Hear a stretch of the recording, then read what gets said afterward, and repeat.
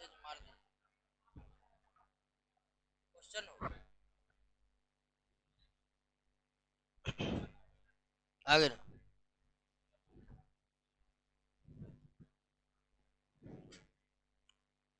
आइए दोस्तों, शांत हो जाइए बिल्कुल।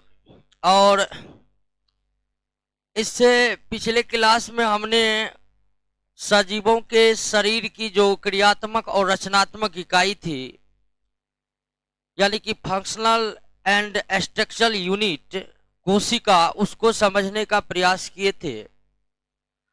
और आशा करते हैं कि 3 क्लास जो हुआ है कोशिका के बारे में, 4 क्लास हुआ है। बिल्कुल लंबा इसलिए हुआ है कि हर चीज पर हम लोग डिस्कस किए हैं और काफी विस्तृत डिस्कस किए हैं। और कोशिश ये रहती है कि बायोलॉजी का जो भी चैप्टर पढ़े उसमें उन हर पहलू को देख लिया जाए जिससे अब तक विभिन्न परीक्षाओं ने प्रश्न पूछे हैं। और प्रश्न पूछने का जो जनरल कंपटीशन का तरीका है कि बायोलॉजी के अंतर्गत हुए 9, 10th, 11, 12th इन 4 बुक से हुए लगभग 95% तक प्रश्न को उठाते हैं बायोलॉजी से। 5% इधर उधर से पूछ देते हैं जिसका आप आसानी से दे सकते हैं, उसमें कोई दिक्कत नहीं है। तो 4 क्लास में कोशिका के बारे में पढ़े, और आप जब पढ़े होंगे तो पढ़ने का अर्थ यही होता है दोस्तों, जनरल कंपटीशन में खासकर जब आप जिस एग्जाम का तैयारी कर रहे हैं उस एग्जाम के बारे में बता रहे हैं कि प्रश्न बनाना पड़ता है।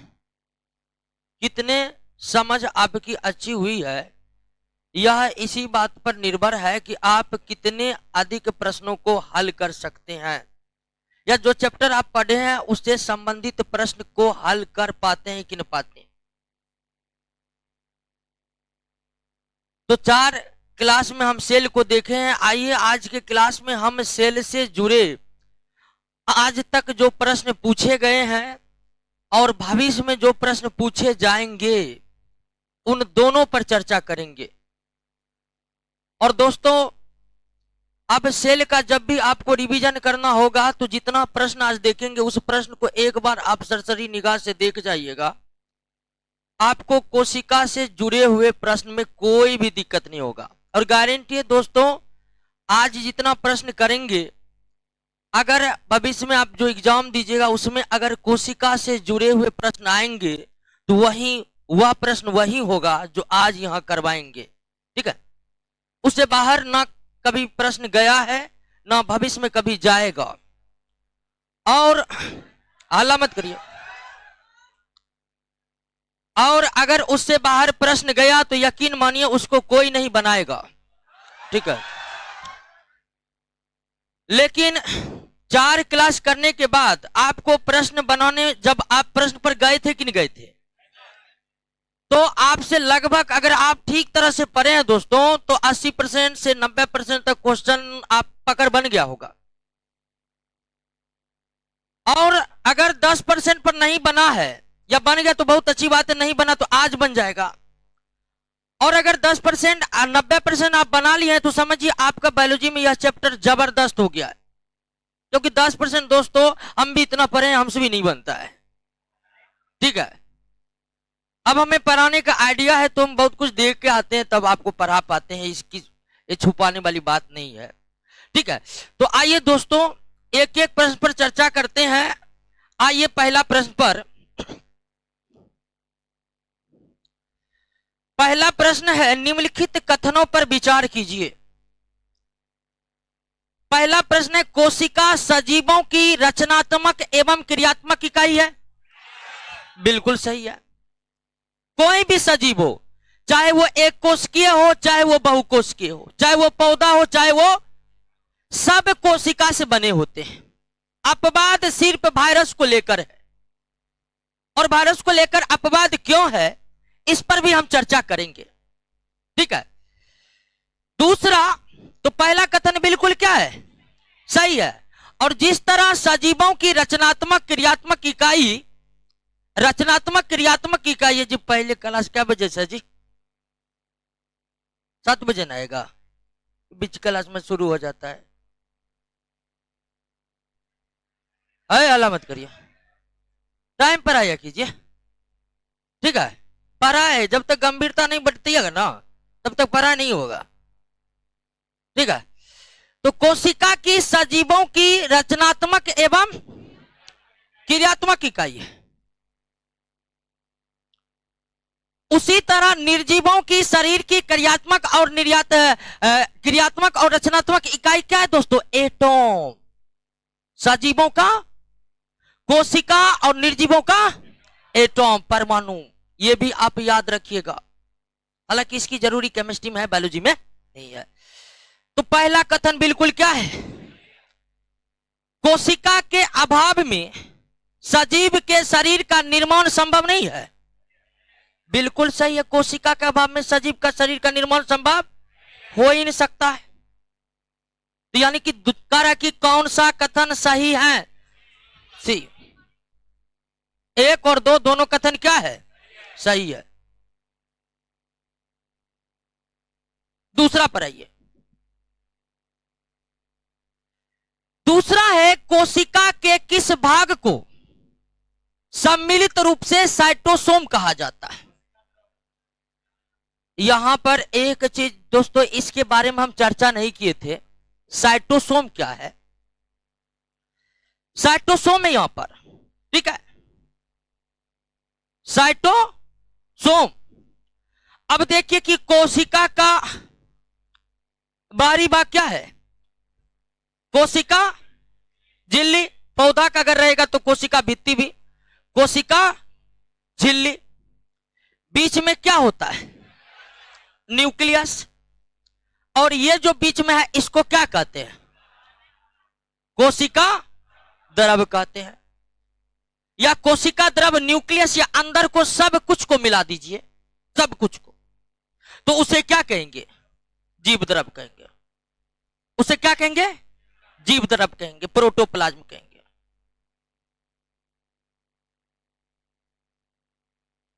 ठीक है, उसे प्रोटोप्लाज्म कहेंगे,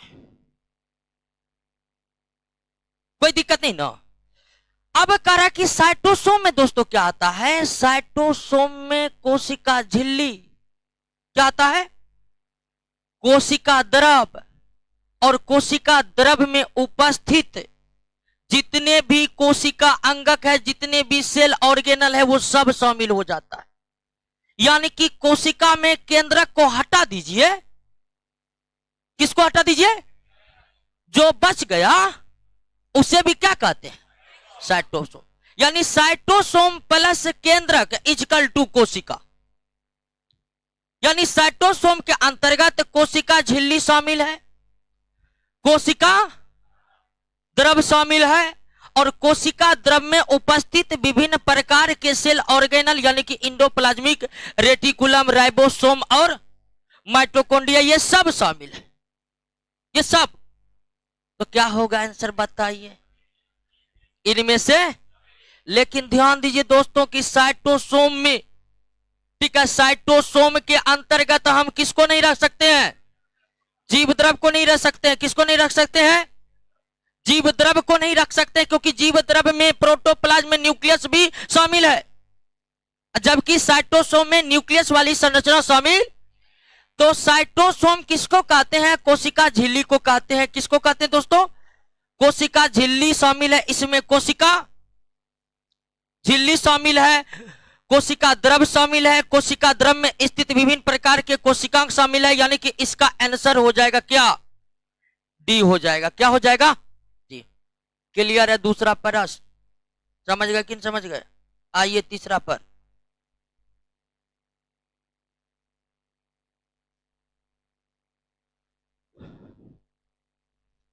साइटोसोम के अंतर्गत अब बताइए कारक कि कौन शामिल नहीं है? केंद्रक शामिल नहीं है। हालांकि 2 ऑप्शन एक की तरह का है, तो केंद्रक शामिल नहीं है, मिस्टेक हुआ है टाइपिंग में, केंद्रक शामिल नहीं है। कोशिका झिल्ली शामिल है, कोशिका द्रव शामिल है, और कोशिका द्रव में स्थित कोशिकांग शामिल है। क्लियर हो गया?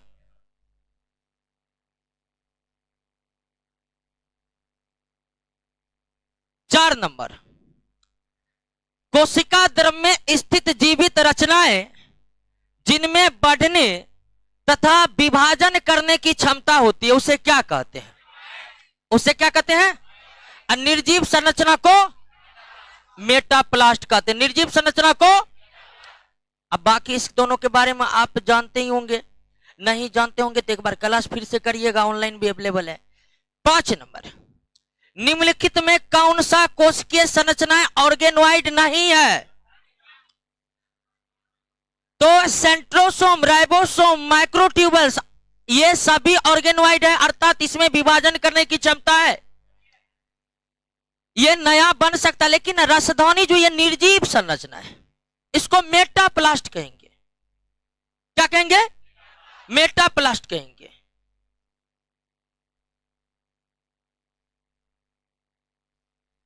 निम्नलिखित में कौन सा एक सही नहीं है? तो पहला है, कोशिका का आकार एवं आकृति उसके कार्यों के अनुरूप होती है। बिल्कुल सही है। कोशिका के आकार एवं आकृति उसके कार्यों के अनुरूप होती है, तो बिल्कुल सही है। कोशिकाओं की संख्या जीव के शरीर के आकार पर निर्भर करता है, बिल्कुल सही है। अलग अलग रचना और अलग अलग कार्य करने वाले कोशिका का समूह को उत्तक कहते हैं, यह गलत है। ठीक है, यह गलत है। अलग अलग नहीं, समान कार्य करने वाले, समान आकृति वाले कोशिकाओं के समूह को क्या कहते हैं? उत्तक कहते हैं। दूसरा चैप्टर में हम उत्तक के बारे में ही पढ़ना है, तब और डिटेल आप समझ जाइएगा। अभी थोड़ा आपको समझना थोड़ा जरा दिक्कत होता होगा क्योंकि उत्तक के बारे में पढ़े नहीं है। समान आकृति, समान कार्य करने वाले कोशिका का समूह ही मिलकर क्या बनाता है? उत्तक बनाता है। हालांकि इसके अपवाद भी है कहीं कहीं पर, लेकिन प्रायः एक उत्तक में जितने भी कोशिकाएं रहते हैं उनकी शेप और साइज एक समान होती है, उन सभी के कार्य भी क्या होते हैं? एक समान होते हैं। तो यही क्या है आपका क्या करा, कौन सा एक सही नहीं है? तो सी नंबर में सही नहीं है। कोशिकाएं अलग अलग आकार की होती, बिल्कुल ठीक है। हमारे शरीर के भिन्न भिन्न भागों में आंखों की कोशिका कानों की कोशिकाओं से मेल नहीं खाएगा, कानों की कोशिका छोटी आंत की कोशिका से मेल नहीं खाएगा। हर जगह अलग अलग तरह की कोशिकाएं हैं, अलग अलग कार्य करने वाले अंगों में अलग अलग शेप और साइज और अलग अलग संख्या में कोशिकाएं हैं। ये बात आप ध्यान रखिए। अगला प्रश्न आ जाए दोस्तों, तरल मोजाइक मॉडल के संबंध में निम्नलिखित कथनों पर विचार कीजिए। तरल मोजाइक मॉडल, इसे फ्लूइड मोजाइक मॉडल भी कहते हैं, और यह मॉडल कोशिका झिल्ली के संरचना के बारे में जब क्लास लिए थे तो आपको कोशिका झिल्ली के संबंध में 2 थ्योरी को हम बताए थे। ठीक है, एक यूनिट मेम्ब्रेन मॉडल और एक यहां पर है फ्लूइड मोजाइक मॉडल, और दोनों मॉडल एक दूसरे के विपरीत हैं। कोशिका झिल्ली के संरचना के संबंध में जो यूनिट मेम्ब्रेन मॉडल था, कौन मेम्ब्रेन था? यूनिट मेम्ब्रेन मॉडल जो रॉबर्टसन के द्वारा दिया गया था। ठीक है, यूनिट मेम्ब्रेन मॉडल जो था दोस्तों, यूनिट मेम्ब्रेन मॉडल कहता था कोशिका झिल्ली 3 परतों की बनी होती है, ऊपर और नीचे प्रोटीन की परत, जिसमें बीच में लिपिड की परत।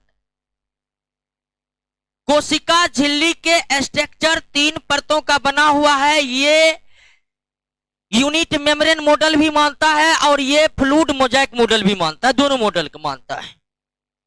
लेकिन जहां यूनिट मेम्ब्रेन मॉडल जो पहले आया था, उसके बाद में ये एक प्रकार का मॉडर्न थ्योरी है, ये थोड़ा ओल्ड है। रॉबर्टसन का जो ये थ्योरी था दोस्तों, इसमें यह कहा गया था कि यूनिट मेम्ब्रेन मॉडल में कोशिका झिल्ली के 3 परत में ऊपर का प्रोटीन परत, नीचे का प्रोटीन परत, बीच की जो परत है उसको क्या कहते हैं? बीच में लिपिड का परत होता है। तो ये तो समझ गए आप। आइए इस पर हम बात करते हैं। कर यह मॉडल कोशिका झिल्ली के संरचना को बताता है, बिल्कुल सही है, यह मॉडल यही बताता है। दूसरा कह रहा है यह मॉडल 1972 में सिंगर और निकोलसन ने प्रस्तुत किया था, बिल्कुल सही है। यूनिट मेम्ब्रेन मॉडल किसने प्रस्तुत किया था? रॉबर्टसन ने प्रस्तुत किया था। दूसरा भी सही है दोस्तों। इस मॉडल के अनुसार कोशिका झिल्ली के संरचना में दो फॉस्फोलिपिड अणु के परतों के बीच में गोलाकार प्रोटीन होता है। बिल्कुल सही है। यूनिट मेम्ब्रेन में दो प्रोटीन के बीच लिपिड, लेकिन तरल मोजाइक ठीक इसका उल्टा, इसमें दो लिपिड के बीच एक यानी गोलाकार प्रोटीन, यानी प्रोटीन का गोल मॉलिक्यूल्स रहता है। और तीनों ही कठिन दोस्तों सही पूछ रहा है, और तीनों ही कठिन क्या है चाहिए, क्या दिया हुआ? हाँ, तो फॉस्फोलिपिड के अणुओं के परतों के बीच गोलाकार प्रोटीन नहीं दिया हुआ नोट में है?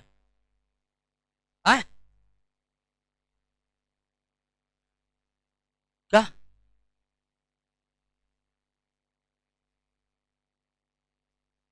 अरे देखिए अभी जो बताया उसके अनुसार सही कीजिए, नोट में सब बात सही है।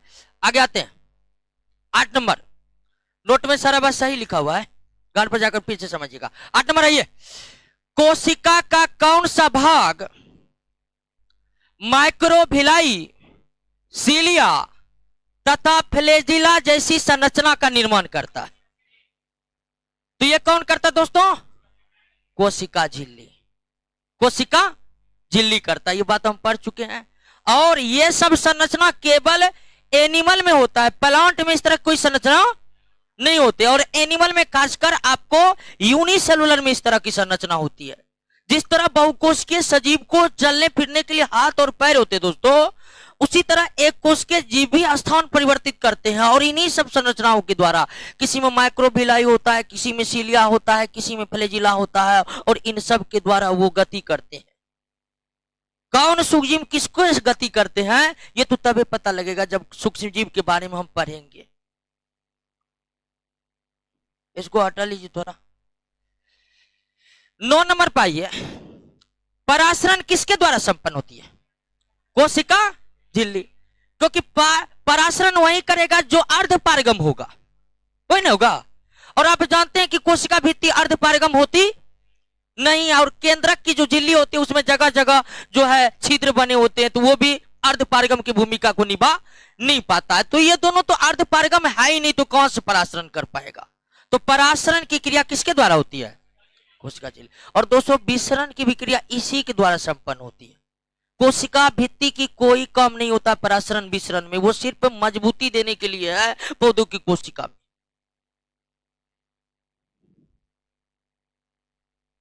आइए 10 नंबर। कोशिका अंगक राइबोसोम के संबंध में कौन सा एक सही नहीं है? राइबोसोम 2 प्रकार के होते हैं, 70S तथा 80S। बिल्कुल सही है, बिल्कुल सही है। 70S राइबोसोम प्रोकैरियोटिक में होते हैं तथा इसके 2 सब यूनिट है, 30S तथा 50S। यह भी बिल्कुल सही है।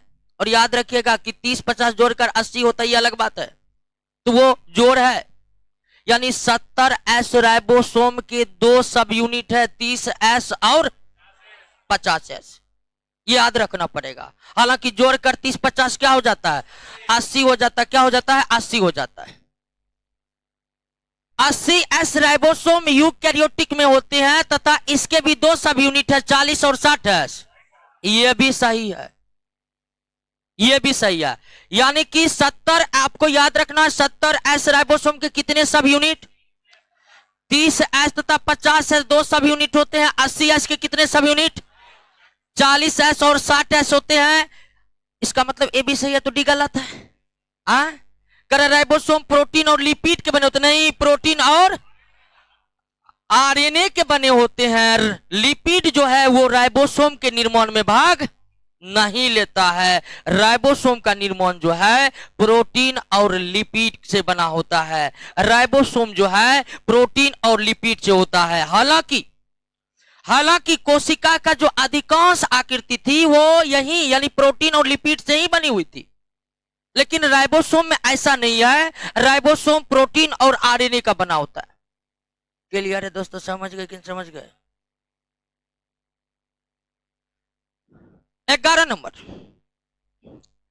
प्रोकैरियोटिक कोशिका में माइटोकॉन्ड्रिया के सदृश कौन सी रचना पाई जाती है जो श्वसन तथा कोशिका विभाजन का कार्य करती है? तो तो ये भी दोस्तों नहीं बताए थे, तो इसको आप याद रखिएगा। ये कौन है? पेरोक्सीसोम। पेरोक्सीसोम याद रहेगा कि नहीं रहेगा? कुछ क्वेश्चन में कोई दिमाग नहीं लगाना है, ठीक है, नौकरी के बाद दिमाग लगाना है। यानी कि ये टर्म आपको हम पढ़ाए नहीं थे, लेकिन ये पढ़ाए थे कि आजकल कुछ और भी नवीन संरचनाओं की जानकारी हुई है, और उसी नवीन संरचनाओं में ये सब है।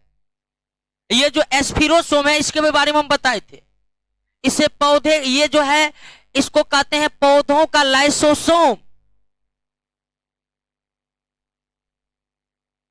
पौधों का लाइसोसोम कहा जाता है एस्फिरोसोम को। तो ये इसका आंसर क्या हो जाएगा? डी हो जाएगा। आगे बढ़े। कोशिका के अंदर ग्लाइकोलिपिड वो ग्लाइकोप्रोटीन के निर्माण का सक्रिय स्थल कौन है? गोल्जी बॉडी है, ठीक है, गोल्जी बॉडी। निम्नलिखित में कौन सी कोशिकीय संरचना कोशिकीय परिवहन तंत्र का निर्माण करती है तथा केंद्रक से कोशिका द्रव्य में आनुवंशिक पदार्थों को ले जाने का पथ बनाती है? हाँ, तो ध्यान दीजिए दोस्तों, कोशिकीय परिवहन का कार्य मुख्य रूप से किसके द्वारा किया जाता है? गोल्जी बॉडी द्वारा। परिवहन का मुख्य रूप से कार्य गोल्जी बॉडी भी निभाते हैं, लेकिन परिवहन का कार्य और कौन भी निभाते हैं? और जैसे ही अगर ये पूछ दे कि केंद्रक से कोशिका और केंद्रक से कोशिका द्रव्य का संबंध होता है केवल किसका? गोल्जी बॉडी पूरे कोशिका द्रव्य में परिवहन का कार्य करते हैं, लेकिन वो केंद्रक यानी कि न्यूक्लियस से इसका संपर्क नहीं रहता। यानी न्यूक्लियस वाले पदार्थ को कोशिका द्रव्य में लाने का काम अगर होगा तो वो किसके द्वारा होगा? अंतःपराद्रव्य जालिका के द्वारा। दोनों अंतःपराद्रव्य जालिका के द्वारा होगा। क्लियर रखिए, कोई दिक्कत? निम्नलिखित कथनों पर विचार कीजिए। कह रहा चिकनी अंतःद्रव्य जालिका प्रोटीन के संश्लेषण या स्रवण में भाग लेती है। गलत है दोस्तों। चिकनी जो है वसा के संश्लेषण में भाग लेती है। चिकनी किसके संश्लेषण में? वसा के संश्लेषण में भाग लेती थी। और खुरदुरी जो है लिपिड, खुरदुरी जो है प्रोटीन के परिवहन का कार्य करती थी। खुरदुरी किसका कार्य करती थी? जबकि कह रहा है खुरदुरी लिपिड का। तो ये भी दोस्तों क्या है? तो ना तो एक सही है, ना ही दोनों ही कथन यहां पर क्या है? गलत है। क्लियर हो गया? अगला सवाल पाते हैं। कोशिका का अचल संपत्ति न्यूक्लिक अम्ल को कहा जाता है, न्यूक्लिक एसिड का कहा जाता है। और न्यूक्लिक एसिड पर हम विशेष तौर पर 6 नंबर चैप्टर जब पढ़ेंगे ना, 6 नहीं 7 नंबर चैप्टर में जब हम कार्बोहाइड्रेट प्रोटीन का स्ट्रक्चर बनेंगे तब न्यूक्लिक एसिड को हम डिटेल में जानेंगे। अभी ये जानिए कि न्यूक्लिक एसिड एक मॉलिक्यूल्स है जो प्रोटीन जैसे बड़े न्यूक्लियस का निर्माण करता है। या आप कहिए कि प्रोटीन को हम छोटे छोटे टुकड़ों में तोड़ेंगे ना तो क्या निकलेगा? न्यूक्लिक एसिड निकलेगा। तो प्रोटीन बनाने वाली इकाई है न्यूक्लिक एसिड। इसी को कोशिका का अचल संपत्ति कहा जाता है। 16 नंबर। निम्नलिखित कथनों पर विचार कीजिए। माइटोकॉन्ड्रिया कोशिका में पाए जाने वाले सबसे बड़े अंगक? नहीं, सबसे बड़े अंगक लवक प्लास्टिड है। माइटोकॉन्ड्रिया कोशिका के सबसे बड़े अंगक है, लेकिन जंतु कोशिका के तो एक तरह से कहिए कि ये 50-50 सही है।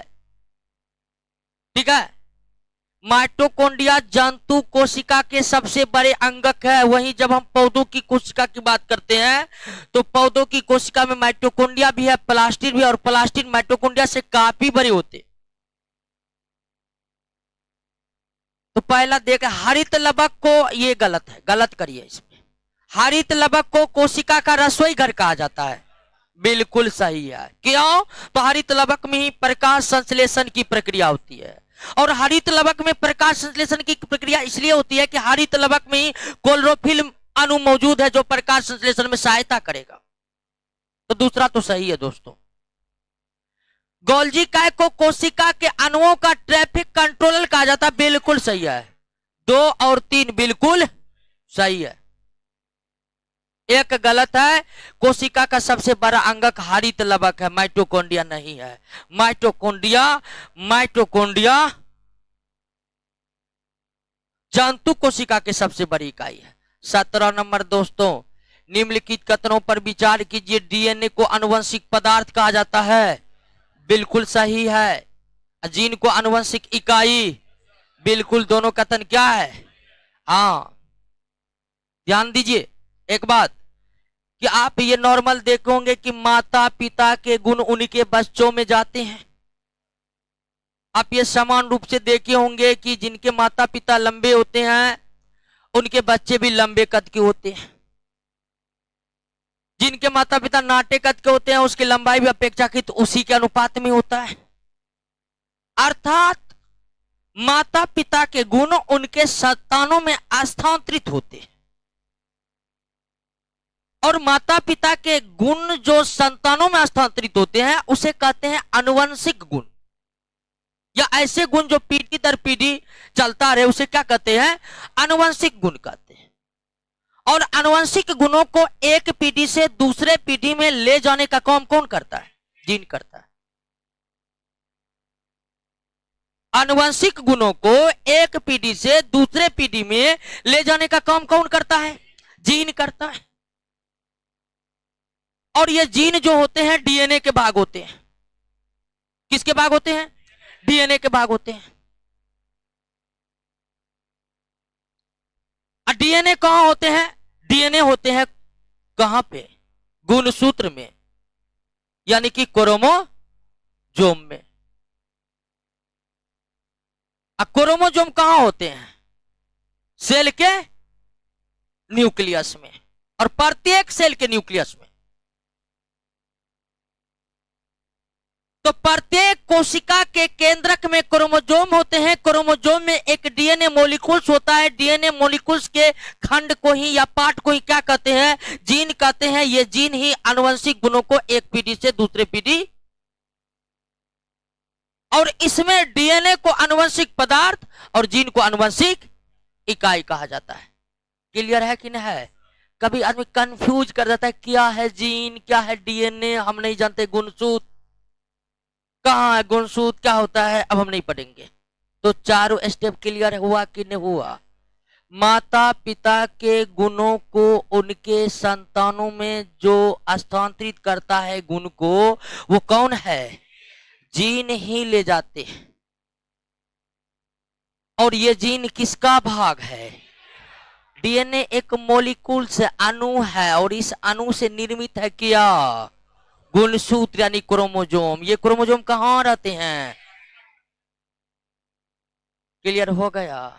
बात समझ गए? दोनों कथनियां क्या है? सही है। 18 नंबर, कोशिका के अंदर निम्नलिखित में कौन सा कार्य गोल्जी बॉडी द्वारा नहीं किया जाता है? ये अंतःकोशिकीय पाचन का काम लाइसोसोम का है, गोल्जी बॉडी का नहीं है। ये तीनों काम तो आप बहुत अच्छी तरह समझाए थे कि पैकेजिंग, स्टोरेज, सेक्रेशन का कार्य होता है, लेकिन अंतःकोशिकीय पाचन का कार्य किसका है? लाइसोसोम का। ये कार्य गोल्जी बॉडी का नहीं है। आइए अगला प्रश्न पर। निम्नलिखित कथनों में कौन सा विकल्प सही सम्मिलित नहीं है? पहला है कोशिका का पावर हाउस दोस्तों माइटोकॉन्ड्रिया है, तो बिल्कुल है। सबसे बड़ा अंग लवक है, हाँ, लेकिन जंतु कोशिका का सबसे बड़ा अंग क्या है? माइटोकॉन्ड्रिया। आत्महत्या की थैली लाइसोसोम, यानी एबीसी सही है, तो इसका मतलब डी गलत है। नहीं भी याद है तो अब डी होगा आंसर। क्या? पेलेट कण जो है राइबोसोम को कहा जाता है। किसको? आपको बताए थे कि राइबोसोम का खोज सबसे पहले जंतु की कोशिका में, एनिमल सेल में पेलेट के द्वारा किया गया था, और पेलेट के द्वारा खोजने के कारण राइबोसोम को क्या कहा जाता है? पेलेट कण। और याद रखिएगा, लवक कोशिका की अगर सबसे बड़ी कोशिका अंगक है तो राइबोसोम सबसे छोटी है, यानी इसका भी रिकॉर्ड है। और राइबोसोम का एक रिकॉर्ड और याद रखिएगा कि कोशिका के अंदर जितने भी कोशिका अंगक होते हैं ना, उसके चारों तरफ मेम्ब्रेन होता है। और माइटोकॉन्ड्रिया लवक में तो डबल डबल मेम्ब्रेन होता है। एकमात्र आकृति सेल के साइटोप्लाज्म में राइबोसोम का है, जो सबसे छोटा तो है ही, और सबसे इसके ऊपर कोई झिल्ली भी नहीं है। और काम दोस्तों इतना सॉलिड कि अगर आप इस पृथ्वी पर जो सजीव की उत्पत्ति के बारे में सोच रहे हैं तो इसमें बड़ी भूमिका है, क्योंकि ये प्रोटीन बनाता है। और इस पृथ्वी पर दोस्तों तब तक कोई जीव उत्पत्ति नहीं लिया जब तक कि इस पृथ्वी पर प्रोटीन नहीं बन गया। जब हम जीवों के विकास के क्रम को पढ़ेंगे ना, तब आपको बताएंगे कि जीवों की उत्पत्ति से पहले प्रोटीन का निर्माण इस पृथ्वी पर होना आवश्यक था, और प्रोटीन निर्माण होने के बाद ही जीवों के उत्पत्ति का मार्ग इस पृथ्वी पर खुला। कैसे, तो चैप्टर पढ़ेंगे तभी पता लगेगा। आगे बढ़ते दोस्तों। निम्नलिखित में कौन सा अर्ध स्वायत्त कोशिकांग है? अर्ध स्वायत्त का मतलब हुआ कि कोशिका के अंदर जो कार्य होगा उस पर केंद्रक की निर्भरता ना हो, या हो भी तो बहुत कम हो। आप जानते हैं कि कोशिका अंगक जितने भी है, जितने भी सेल ऑर्गेनल है, वो सभी कुछ ना कुछ कार्य करते हैं, और उनके कार्यों पर कोशिका के केंद्रक का नियंत्रण है। और जिन्हें नियंत्रण बहुत कम मिल रहा है केंद्रक से, या कहिए कि जो अपने आप में कंट्रोलिंग पावर हासिल किए हुए हैं, ऐसे ही कोशिका अंगक को हम क्या कहते हैं?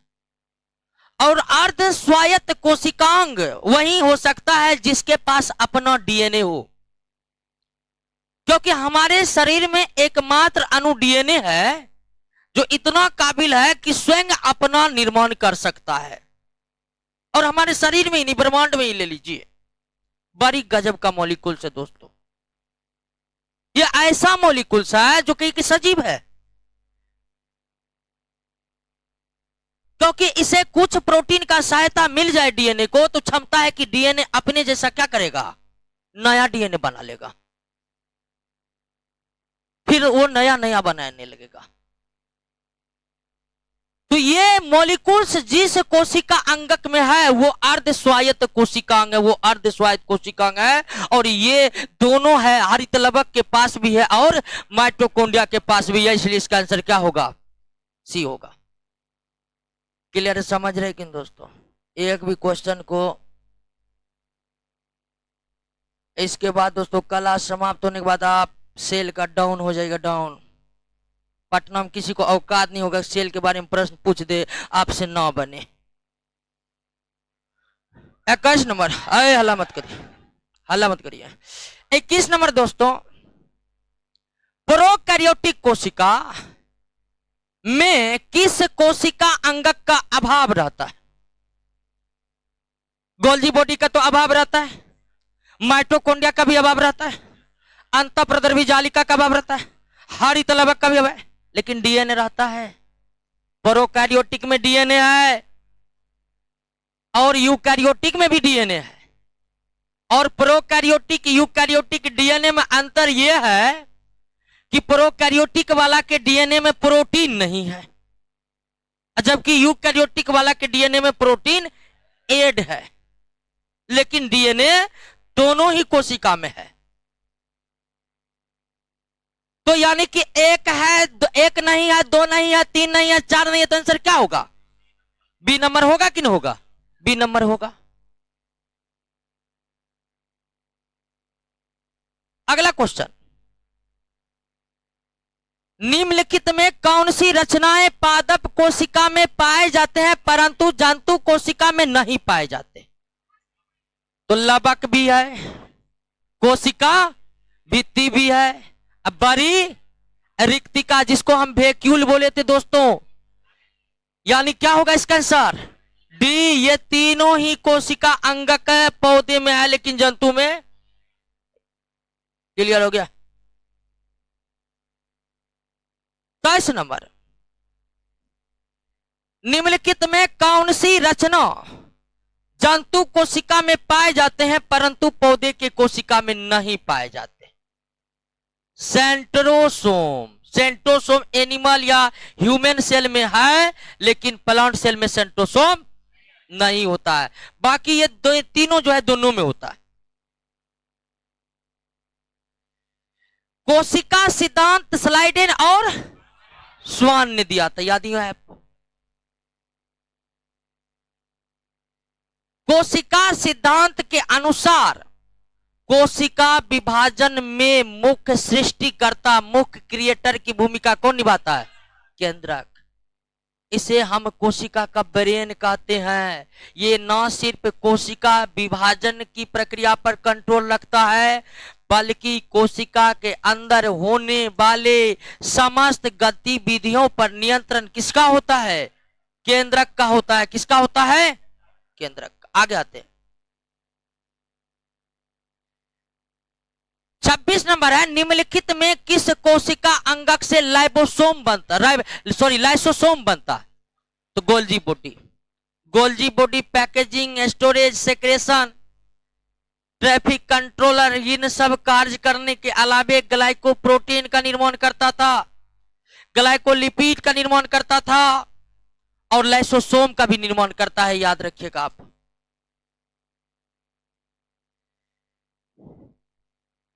सत्ताईस नंबर, निम्नलिखित में कौन सा कोशिका अंगक अपने डीएनए में उपस्थित जीन को सम्मिलित करते हुए इसके स्वयं के प्रोटीनों के संश्लेषण करता है? तो स्वयं का डीएनए यह भी रखता है और जिसके पास डीएनए है वो प्रोटीन का संश्लेषण कर सकता है, जिसके पास डीएनए वो अपनी खुद की प्रतिकृति बना सकता है।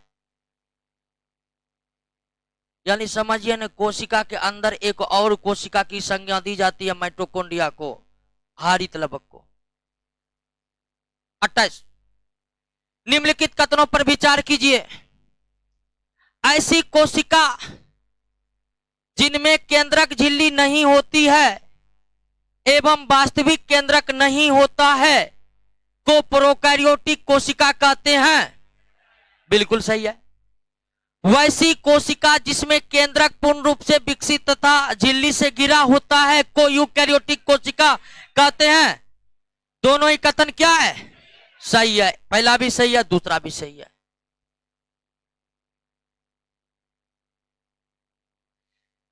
अगला क्वेश्चन है, निम्नलिखित में कौन सा कोशिका अंगक अपने आकृति को तुरंत परिस्थितियों के अनुसार बदल सकता है? यह गुण किसमें है? माइटोकॉन्ड्रिया में। जब अधिक ऊर्जा की आवश्यकता होती है शरीर को तो कोशिकाओं की स्थित माइटोकॉन्ड्रिया की आकृति बढ़ जाती है और उसमें एटीपी के निर्माण दर क्या हो जाता है? बढ़ जाता है। जब शरीर को ऊर्जा की आवश्यकता आवश्यक रूप से कम पड़ जाती है तो माइटोकॉन्ड्रिया का आकार क्या होता है और एटीपी के निर्माण दर भी क्या हो जाती है? घट जाती है। अगला क्वेश्चन, मनुष्य के शरीर में तंत्रिका कोशिका सबसे बड़ी कोशिका, हालांकि इसकी लंबाई सबसे बड़ी होती, ठीक है, लेकिन अगर एक प्रश्न आ जाए और प्राप्त ऑप्शन में सबसे सटीक क्या है तो क्या दीजिएगा? सी ही दीजिएंगे तो सबसे बड़ी कोशिका देंगे। अनियमित कोशिका तो है नहीं, नियमित कोशिका है। एक प्रारूपिक कोशिका यानी कि कोशिका बनने के लिए न्यूनतम से न्यूनतम किसकी आवश्यकता है? साइटोसोम। और साइटोसोम क्या है समझ गए? कोशिका झिल्ली, कोशिका द्रव और कोशिका द्रव में उपस्थित कोशिकाओं को सम्मिलित रूप से क्या कहते हैं? साइटोसोम कहते हैं। कोशिका झिल्ली, कोशिका द्रव और कोशिका द्रव में उपस्थित कोशिकाओं को सम्मिलित रूप से क्या कहते हैं? और प्लस उसमें केंद्रक जोड़ दीजिएगा तो कोशिका नहीं बन जाएगा। तो एक प्रारूपिक कोशिका, एक फंक्शनल सेल, इसको हिंदी में फंक्शनल सेल कहेंगे, यानी कि कार्य करने योग्य सेल या जीवित सेल बनने के लिए न्यूनतम क्या चाहिए? तो साइटोसोम और केंद्रक। क्या इससे केवल कोशिका निर्मित हो सकता है? नहीं हो सकता। केंद्रक ब्रेन ही नहीं डालिएगा तो कैसे हो सकता? अब कहिएगा प्रोकैरियोटिक तो इस तरह का हो ही सकता नहीं, प्रोकैरियोटिक में केंद्रक रहते हैं लेकिन झिल्लियों से घिरे नहीं होने के कारण उसे वास्तविक केंद्रक की संज्ञा नहीं दी जाती है। क्या कोशिका द्रव और केंद्रक से केवल कोशिका बन सकता है? बन सकता है, लेकिन वो प्रारूपिक यानी फंक्शनल नहीं हो सकता है, क्योंकि फंक्शनल होने के लिए कोशिकांग की जरूरी है, वो कार्य करेगा तभी कोशिका जिंदा रहेगा। कोशिका झिल्ली एवं केंद्रक इससे भी नहीं बन सकता है जी, कोशिका द्रव है ही नहीं, तो सबसे सटीक आंसर क्या है? डी। 32 सेंट्रोसोम किस में भाग लेता है? कोशिका विभाजन में, कोशिका विभाजन में। कोशिका यांत्रिक सहायता पाता है किससे? अंतःप्रद्रवी जालिका से, इसे कंकाल तंत्र कहा जाता है। कोशिका का कंकाल तंत्र ये अंदर से कोशिका को एक निश्चित आकृति देने का काम करता है। 70 एस राइबोसोम किसमें? प्रोकैरियोटिक में पाया जाता है। रंगीन लवक किसको कहा जाता है? हाँ, श्वेत लवक ल्यूकोप्लास्ट को, हरित लवक कोलोप्लास्ट को, यानी अंग्रेजी नाम है सिर्फ। ग्रेनम किसमें पाया जाता है जी? कोलोप्लास्ट। कोलोप्लास्ट का स्ट्रक्चर हम बताए थे आपको, कोलोप्लास्ट में एस्ट्रोमा, ग्रेनम, थैलेक्वाइड और कोलोफिल, ये 4 रचनाएं हम पढ़े थे। भूल गए तो एक बार फिर से देखिएगा, याद कीजिएगा या संरचना को पढ़िएगा।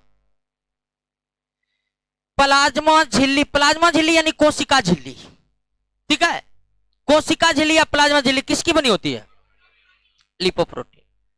और लिपोप्रोटीन का मतलब हुआ लिपिड प्लस प्रोटीन।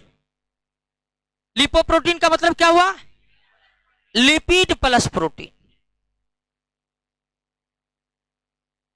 प्रोटीन संश्लेषण से संबंध है, राइबोसोम यही प्रोटीन संश्लेषण में मदद करती है और इंडोप्लाज्मिक रेटिकुलम के द्वारा इसको सहायता प्राप्त होता है।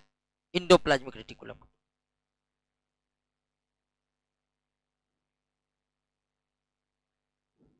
आगे बढ़ गया जी ना। क्रोमोसोम के अंतिम सिरा को क्या कहते हैं? टेलोमियर कहते हैं। क्रोमोसोम के स्ट्रक्चर पढ़ाए थे? नहीं पढ़ाए थे तो टेंशन नहीं लेना है, जेनेटिक्स वाला चैप्टर में पढ़ना, डिटेल में क्रोमोसोम। आप देखिएगा 14 नंबर में जेनेटिक्स होगा बायोलॉजी में, उसमें हम पढ़ेंगे तो आपको क्लियर हो जाएगा क्रोमोसोम का टोटल संरचना। अभी आप सीधा याद रखिए कि क्रोमोसोम की आकृति जो छड़ के समान होती है, क्रोमोसोम की आकृति किसके समान? इसके दोनों अंतिम सिरे को क्या कहा जाता है? टेलोमियर कहा जाता है। दोनों अंतिम सिरे को, इसको भी और इसको भी, इसको क्या कहा जाता है? टेलोमियर कहा जाता है। केंद्रक झिल्ली एवं माइटोकॉन्ड्रिया नहीं होता है। केंद्रक झिल्ली और माइटोकॉन्ड्रिया प्रोकैरियोटिक में नहीं होता है। और याद कीजिए, बैक्टीरिया किस कोशिका से बने होते हैं? प्रोकैरियोटिक से। बैक्टीरिया किसके बने होते हैं? और जब बैक्टीरिया प्रोकैरियोटिक से बने होते तो इसमें क्या प्रोकैरियोटिक से सारा गुण मौजूद होगा कि नहीं होगा? यानी इसमें ही आपका केंद्रक झिल्ली और माइटोकॉन्ड्रिया नहीं पाए जाते। अंतःद्रव जालिका केंद्र है। अंतःद्रव जालिका अगर केंद्र है प्रोटीन संश्लेषण का। दोस्तों, पूरे कोशिका द्रव में सबसे अधिक संख्या खुरदुरी अंतःप्रद्रवी जालिका की होती है, अर्थात वो अंतःप्रद्रवी जालिका जो इस पर राइबोसोम होते हैं। और राइबोसोम को ये कोशिका द्रव में बहुत ज्यादा स्थान अवेलेबल कराते हैं और वो अधिक से अधिक प्रोटीन संश्लेषण कर पाते हैं। यानी कि अगर अंतःप्रद्रवी जालिका का केंद्र किसका केंद्र है, तो अगर देखें तो यह मुख्य रूप से प्रोटीन संश्लेषण का ही केंद्र है, क्योंकि अधिकांश राइबोसोम कोशिका द्रव में इसी के सतह पर रहकर प्रोटीन संश्लेषण का कार्य करते हैं। इसका आंसर बसा नहीं होगा, प्रोटीन संश्लेषण। क्लियर है? निम्नलिखित में किसकी अनुपस्थिति से पादप कोशिका जंतु कोशिका से भिन्न होता है? सेंट्रियोल, दोस्तों सेंट्रोसोम के भीतर के गोलाकार आकृति को क्या कहते हैं? सेंट्रियोल। और आप जानते हैं कि सेंट्रोसोम जो है वो जंतु के कोशिका में है, पौधे की कोशिका में। तो पौधे की कोशिका में और जंतु की कोशिका में अंतर करने के लिए सेंट्रोसोम एक बहुत ही महत्वपूर्ण कोशिका अंगक है, और जिसमें सेंट्रोसोम नहीं है तो उसमें सेंट्रियोल होगा। तो इस आधार पर भी हम अंतर कर सकते हैं। लाइसोसोम में क्या जमा रहता है? पाचक एंजाइम जमा रहता है, और इस पाचक एंजाइम को इंग्लिश में कहते हैं हाइड्रोलाइटिक एंजाइम। क्या कहते हैं? हाइड्रोलाइटिक एंजाइम कहते हैं। इस पाचक एंजाइम को अंग्रेजी में हाइड्रोलाइटिक एंजाइम कहते हैं। तो कहीं पर अगर ये पाचक नहीं रहे तो हाइड्रोलाइटिक होगा, वो ही उसका आंसर होगा। क्लियर है? समझ गए कि नहीं समझ गए? आगे आते दोस्तों। माइटोकॉन्ड्रिया के दीवार बना होता है लिपिड और प्रोटीन से। लिपिड और प्रोटीन से, लिपोप्रोटीन से। ऑनलाइन भी चल रहा है क्या? चलिए दोस्तों 45 नंबर, कोई प्रॉब्लम नहीं ना? माइटोकॉन्ड्रिया संबंध है। तो ये हम पढ़ा लिए थे कि माइटोकॉन्ड्रिया में जो दोस्तों श्वसन होता है, क्या होता है?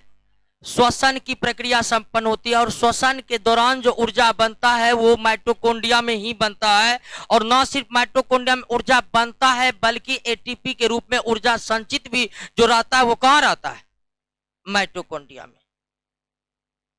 पोलिसोम, पोलिसोम के बारे में अभी तक इतना पढ़े थे कि कोशिका द्रव्य में राइबोसोम 3 तरह से था। अकेले अकेले इंडोप्लाज्मिक रेटिकुलम के सतह पर, और कोशिका द्रव्य में कहीं कहीं पर राइबोसोम गुच्छे में रहते हैं। ठीक है? कहां कैसे रहते हैं? गुच्छे में। 3 तरह से। सबसे ज्यादा राइबोसोम अंतःप्रद्रवी जालिका के सतह पर ही रहते हैं। तो कोशिका द्रव्य में रहने वाले गुच्छे वाले राइबोसोम को क्या कहते हैं? पोलिसोम कहते हैं। यानी जो राइबोसोम गुच्छे में होते हैं उसे पोलिसोम कहते हैं। और अगर राइबोसोम अगर गुच्छे में कोशिका द्रव्य में है तो निश्चित रूप से कई राइबोसोम को बांधने वाली कोई इकाई होगी जो उसको बांधा होगा, तब जाकर वो गुच्छा बना होगा। तो वो बांधने वाली इकाई क्या है? यानी राइबोसोम और एमआरएनए। एमआरएनए वो धागा है जो राइबोसोम को बांधकर गुच्छा बनाता है, तब उसे हम क्या कहते हैं? पोलिसोम कहते हैं। अब आरएनए क्या है दोस्तों? तो जिस तरह डीएनए एक मोलिक्यूल्स है उसी तरह आरएनए भी एक मोलिक्यूल्स है, और आरएनए मोलिक्यूल्स 3 प्रकार के होते हैं, एमआरएनए, टीआरआरएनए और आरआरएनए। तो अभी फिलहाल आप इतना तो याद रख ही सकते हैं ना कि राइबोसोम को गुच्छे में बांधने वाला इकाई या बांधने वाला मोलिक्यूल्स कौन है? एमआरएनए। यानी कि राइबोसोम और एमआरएनए को सम्मिलित रूप से ही हम क्या कहेंगे? या आपसे ये भी क्वेश्चन पूछ देगा कि कोशिका द्रव्य में जो राइबोसोम बिखरे हुए गुच्छों में रहते हैं उसे क्या कहते हैं? उसे क्या कहते दोस्तों? पोलिसोम कहते। कोई दिक्कत है? जीवित कोशिका के भीतर ऊर्जा का स्रोत क्या है? तब कहीं के लगता है कि एटीपी हो सकता है, एटीपी नहीं होगा। अगर माइटोकॉन्ड्रिया अवेलेबल है तो माइटोकॉन्ड्रिया ही होगा। ठीक है? जीवित कोशिका के भीतर ऊर्जा का स्रोत माइटोकॉन्ड्रिया है। माइटोकॉन्ड्रिया ही सबसे बेस्ट ऑप्शन है। बोर्ड भी इस प्रश्न को पूछकर ए ही आंसर दिया है। ठीक है? इसलिए आंसर ए होगा। आप कंफर्म रहिए, माइटोकॉन्ड्रिया एटीपी दोनों रहे तो माइटोकॉन्ड्रिया होगा। तरल मोज़ेक मॉडल किसने दिया? सिंगर एवं निकोलसन ने। रॉबर्टसन का भी नाम है दोस्तों, रॉबर्टसन। ये डेप्सन उसमें शामिल नहीं है। अगर रॉबर्टसन को देखिए तो ये दिया था यूनिट मेम्ब्रेन मॉडल।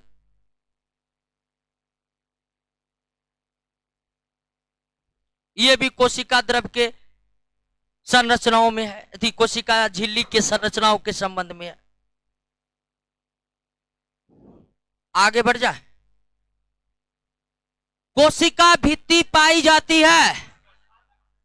पादप कोशिका में, बिल्कुल। जंतु कोशिका में भी नहीं पाई जाती है, अमीबा में भी नहीं पाई जाती है, यूग्लिना में भी नहीं पाई जाती है। पादप कोशिका यानी प्लांट सेल, पादप मतलब पौधे की कोशिका में पाई जाती है। और फंगी में भी पाई जाती है। किसमें? फंगी में, जीवाणु में भी पाई जाती है। किसमें? जीवाणु में भी पाई जाती है। अवर्णी लवक यानी कि ल्यूकोप्लास्ट का मुख्य काम क्या था? खाद्य पदार्थों का। कहिए 50 तक में कोई दिक्कत है? एक बार देख लीजिए, दिक्कत है तो।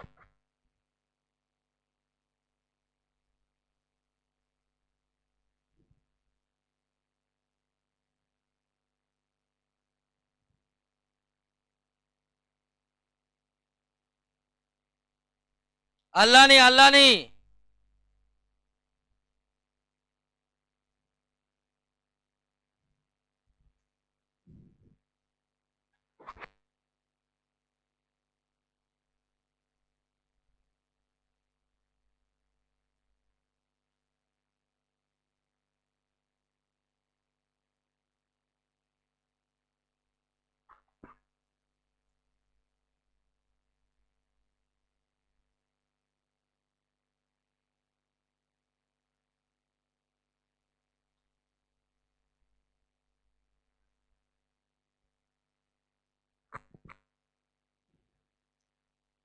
कोई दिक्कत नहीं दोस्तों, आगे बढ़ते हैं।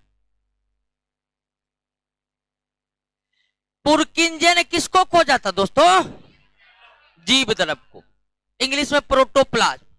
अब पुरकिंजे ने न सिर्फ जीव द्रव को खोजा था, बल्कि जीव द्रव को जीव द्रव नाम देने वाले भी कौन है? पुरकिंजे। तो ये प्रश्न पूछते कि जीव द्रव शब्द का उपयोग कौन किया सबसे पहले, तो उसका भी आंसर क्या होगा? पुरकिंजे। जीव द्रव सम्मिलित रूप से होता है। एक तो आपको बताया कि कोशिका के सबसे बाहरी भाग क्या है? कोशिका झिल्ली, सेल मेम्ब्रेन। और सेल मेम्ब्रेन के भीतर जो कुछ भी है सबको सम्मिलित रूप से क्या कहते हैं? जीव द्रव कहते हैं। सबको सम्मिलित रूप से क्या कहते हैं?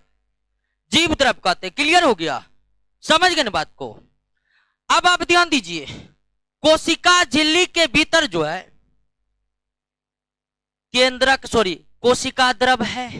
कोशिका द्रव में उपस्थित भिन्न भिन्न प्रकार के कोशिकांग है और केंद्रक है। यानी जीव द्रव के अंतर्गत कोशिका द्रव भी शामिल है। कोशिका द्रव के में जो भिन्न भिन्न प्रकार के कोशिकांग है वो भी शामिल है और केंद्रक भी शामिल है। तीनों शामिल है। कौन होगा आंसर? इसमें सबसे परफेक्ट आंसर कौन है? क्लियर? हाँ।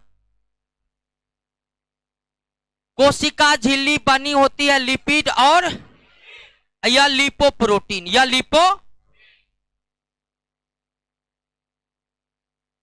पौधे के कोशिकाओं को संरचनात्मक दृढ़ता प्रदान करता कौन? क्योंकि सेलुलोज से दोस्तों कोशिका भित्ति बनी होती है। सेलुलोज से क्या बनी होती है? और कोशिका भित्ति जो है वो पौधे के कोशिका को मजबूती प्रदान करते हैं। झिल्ली युक्त कोशिकांग में पाए जाते, झिल्ली युक्त कोशिकांग यूकैरियोट में, और प्रोकैरियोटिक में तो कोशिकांग पाए ही नहीं जाते हैं। एक राइबोसोम पाए जाते तो उस पर कोई झिल्ली होती ही नहीं, या वो भी छोटा 70S वाला पाए जाते। किसी प्रकार की झिल्ली नहीं होती किसमें? वायरस में तो कोशिका ही नहीं होती है, तो झिल्ली तो छोड़िए। इसका आंसर क्या होगा? जीवाणु। जीवाणु में किसी भी प्रकार की झिल्ली नहीं है, लेकिन कोशिका भित्ति है, लेकिन कोशिका झिल्ली। ये प्रोकैरियोटिक कोशिका। और प्रोकैरियोटिक का एक बात और याद रखना है दोस्तों कि प्रोकैरियोटिक में कोशिका भित्ति होती है। हालांकि पौधे की कोशिका भित्ति की तरह वो सेलुलोज की बनी नहीं होती है, लेकिन होती है। लेकिन प्रोकैरियोटिक में तो कोशिका भित्ति होती है, लेकिन कोशिका झिल्ली का अभाव होता है। और झिल्ली युक्त कोशिकांग का तो बहुत ही अभाव होता है, एक भी नहीं होते। एक कोशिकांग राइबोसोम होते हैं तो उसके ऊपर भी कोई झिल्ली तो इसका आंसर जीवाणु होगा, वायरस नहीं होगा, क्योंकि वायरस में तो कोशिका ही नहीं होते हैं। ठीक है, ध्यान दीजिए, कभी कभी दो ऑप्शन होते हैं दोस्तों, आप तो छोड़ में नहीं लगते योग की नहीं होगा। ये इसलिए नहीं होगा कि इसके तुलना में ये सर्वश्रेष्ठ है, और परीक्षा में कहता है कि 4 विकल्पों में से सर्वश्रेष्ठ का चयन करें, सो सबसे ज्यादा सही हो। क्लियर है? हो सकता है कि एक का 2 आंसर है, तो आप में 2 आंसर में सर्वश्रेष्ठ का चयन करना, और यहां पर 2 आंसर में सर्वश्रेष्ठ का चयन कौन होगा? जीवाणु होगा। चलिए 57 नंबर, ईआर की बाहरी झिल्ली के ऊपर अवस्थित रहते हैं कौन? राइबोसोम।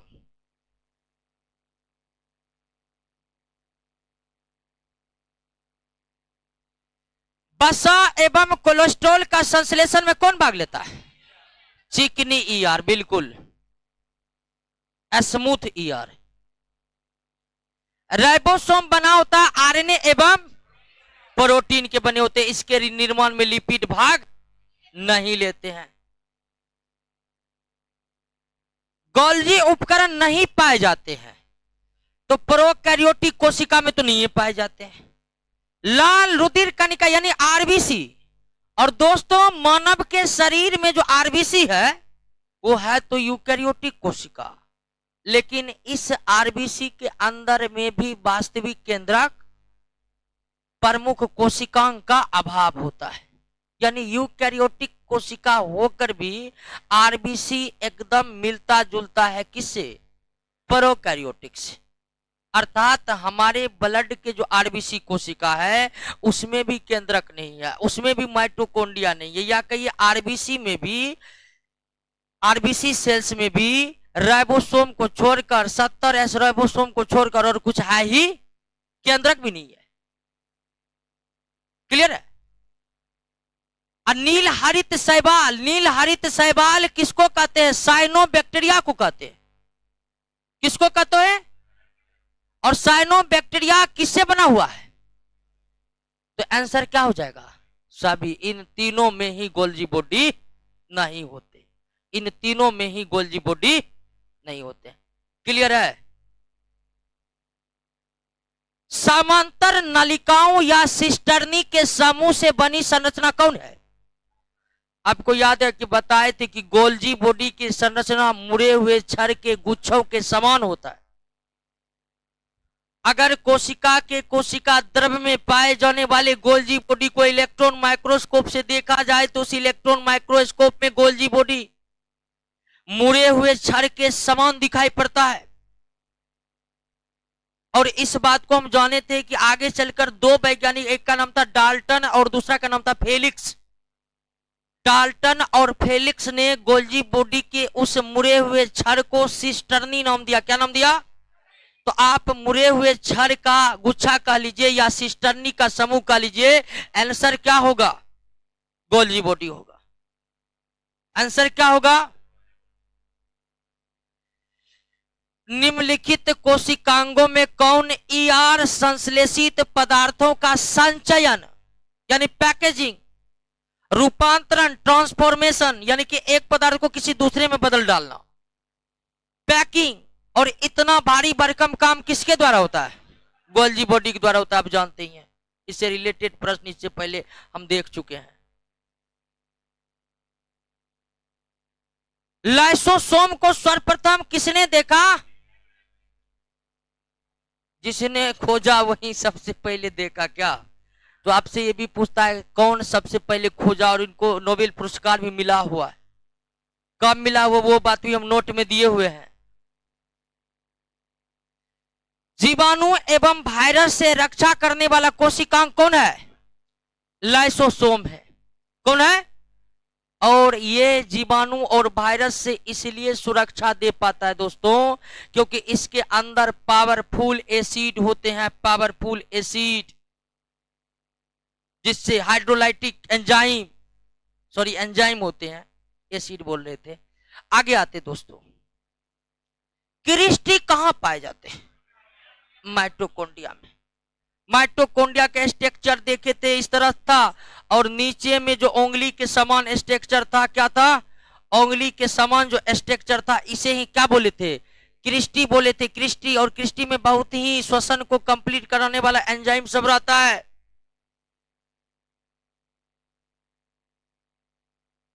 श्वसन से संबंधित एंजाइम मौजूद रहते हैं किसमें?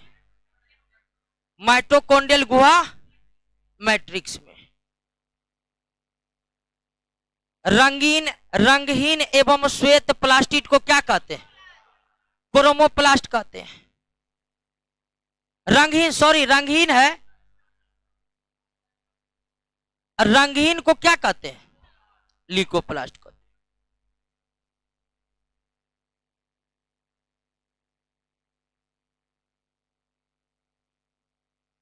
कोलोप्लास्ट के भीतर पाए जाने वाले तरल युक्त गुहा को क्या कहा जाता है? एस्ट्रोमा कहा जाता है। और माइटोकॉन्ड्रिया के भीतर के गुहा को मैट्रिक्स कहा जाता है, ये भी याद रखिएगा। हालित लबक के भीतर के गुहा को यानी कैविटी को एस्ट्रोमा और माइटोकॉन्ड्रिया का मैट्रिक्स। कोशिका कला यानी सेल मेम्ब्रेन कहा गया है। कोशिका कला यानी कोशिका झिल्ली।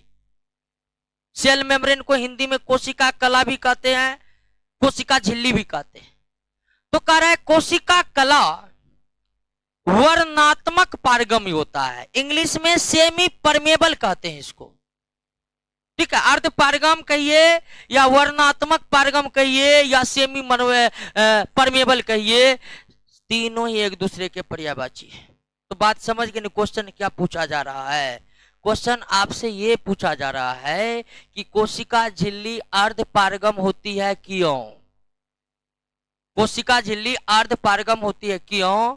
तो यह कुछ अणुओं को अंदर या बाहर की ओर संचलन कोशिका से होने देती है, जबकि अन्य अणुओं के संचलन को क्या कर देती है? अर्थात यह अपने से होकर न तो सभी अणुओं का संचलन होने देती है, न ही अपने अंदर सभी अणुओं का संचलन होने देती है। और यही खास गुण होने के कारण हम इसे वर्णात्मक पारगम कहते हैं या अर्ध पारगम कहते हैं या इंग्लिश में सेमी परमेबल कहते हैं। न्यूक्लियस के बाहर डीएनए दो जगह मिलता है, एक हरित लबक में और दूसरा माइटोकॉन्ड्रिया में। एक हरित लबक में, दूसरा निम्नलिखित पोषकों में कौन सा एक पौधे की कोशिका भित्ति का संरचनात्मक घटक है? कैल्शियम। कौन है? कैल्शियम। अब इसे भी याद रखने वाला तथ्य दोस्तों, कुछ प्रश्न को डायरेक्ट रट लेना पड़ेगा, नहीं रटिएगा तो क्या होगा? तो बहुत आदमी रटने के लिए तैयार है, आप नहीं रटिएगा तो लाइन से हट जाइए। ठीक है। 72 निम्नलिखित कोशिका अंगकों में कौन सा एक अर्ध पारगम्य है? देखिए कोशिका झिल्ली को भी क्या कहते हैं? तो यहां देखिए दोस्तों दोनों आंसर होगा, ए भी होगा और बी भी होगा। अब कहिएगा परीक्षा में आ जाएगा तो क्या करेंगे? ठीक है, जो हम किए वही करेंगे जाए। ठीक है, यानी क्वेश्चन बाद में कैंसिल होगा क्या? अगर ऐसा प्रश्न आ गया तो ये कैंसिल होने वाला प्रश्न है। ठीक है, क्लियर है दोस्तों? यहां दोनों होगा और इस तरह का प्रश्न तो परीक्षा में आना नहीं चाहिए, अगर आ भी गया तो दोनों आंसर होगा। ठीक है, 73 नंबर वैसे आएगा नहीं, आएगा नहीं। कोशिका के बारे में निम्नलिखित में कौन सा लेकिन इससे पहले के एग्जाम आया हुआ था वो क्वेश्चन बैंक का ही प्रश्न था दोस्तों। जितना प्रश्न करवा रहे हैं ना 80% प्रश्न डायरेक्ट क्वेश्चन बैंक से, यानी भिन्न भिन्न एग्जामों में पूछा हुआ है। ठीक है, वो सारा एक जगह आपको करके दे दिए कि भटकना नहीं पड़े। अभी आपको 3-4 बुक खरीदना पड़ता तैयारी के लिए। लूसेंट खरीदिए, फिर घटना चक्र खरीदिए, फिर ICS का क्वेश्चन बैंक खरीदिए, तब पूरा GS रटिए। अब मेरा जो है एक के नोट में एक तीर में सारा शिकार क्लियर। हाय हल्ला मत करिए, हल्ला मत करिए, हल्ला सख्त ना पड़ता। ठीक है, हाँ हल्ला मत करिए, हल्ला से गंभीरता खत्म हो जाती है। और पढ़ाई दोस्तों मजा लेने का चीज नहीं है कि आप मजा लेकर पढ़िएगा। बोलिए आस्था आराम से पढ़िए। ठीक है, 73 कोशिका के बारे में निम्नलिखित में कौन सा सही नहीं है? आइए देखते पढ़ते हैं। करें कि कोशिकाओं के आकार और अमाप विशिष्ट कार्य से संबंधित होते हैं। बिल्कुल सही है। छोटी आंत के कोशिका का आकार जो इस तरह की होगी जो भोजन को पचाने के लिए सहूलियत प्रदान करे। आंखों के रेटिना के कोशिका इस तरह होगी जहां पर वस्तु का प्रतिबिंब बने तो उसे वो अच्छे से कैच कर सके। तो ये बिल्कुल सही है कि कोशिकाओं के आकार और अमाप विशिष्ट कार्य से संबंधित होते हैं, अर्थात अलग अलग कार्य करने वाले कोशिकाओं के आकृति भी अलग अलग होते हैं। तो पहला सही है। कुछ कोशिकाओं के बदलते आकार होते हैं। बिल्कुल सही है। और हमारे ही शरीर के ब्लड में है WBC। हमारे ब्लड के जो WBC है उसकी आकृति निश्चित नहीं है, पल पल बदलते रहती है। अब प्रोटोजोआ में एक अमीबा नाम का सूक्ष्म जीव है जो प्रोटोजोआई है। उस अमीबा की आकृति भी हमेशा एक जैसे नहीं होती है, पल पल बदलते रहती है। अमीबा एक कोशिकीय प्राणी है। तो ऐसे कई कोशिका हैं दोस्तों जिसके आकार बदलते रहते हैं, निश्चित आकार के नहीं होते। सी नंबर, प्रत्येक कोशिका में निष्पादन की अपनी क्षमता होती है। ये कीड़ा कहां से आ गया? कीड़ा कहां से आ गया?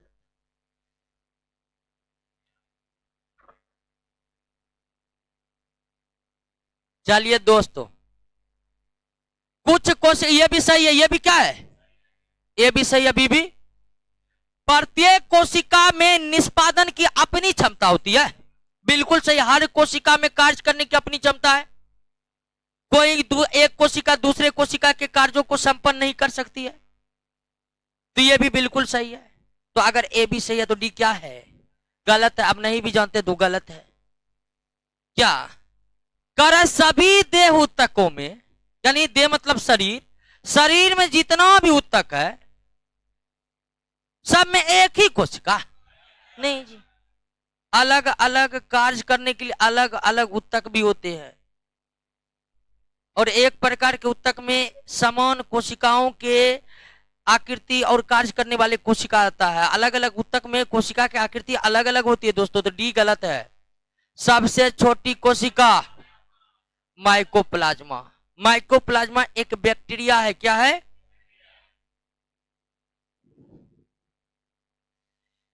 कोशिकीय एवं आणविक जीव विज्ञान केंद्र cellular and molecular biological centre कहां पर है? हैदराबाद। यहां सेल से संबंधित रिसर्च होते रहते हैं। क्या होते रहते हैं? कोशिका का जीवित अंश, जीव द्रव के बारे में एक बार और डिस्कस किया। बताइएगा इसमें क्या होगा? इसमें बताने का जरूरत है नहीं ना है? अगर केंद्रक नहीं है तो केंद्रक द्रव तो हो ही सकता है। जीव द्रव के अंतर्गत वो सभी भाग आते हैं जो कोशिका झिल्ली के भीतर में है। यानी कोशिका झिल्ली नहीं आते हैं, भीतर का सब कुछ को हम सम्मिलित रूप से क्या कहते हैं? जीव द्रव कहते हैं। तो उस पर सबसे बेस्ट ऑप्शन कौन है? डी है कि नहीं है?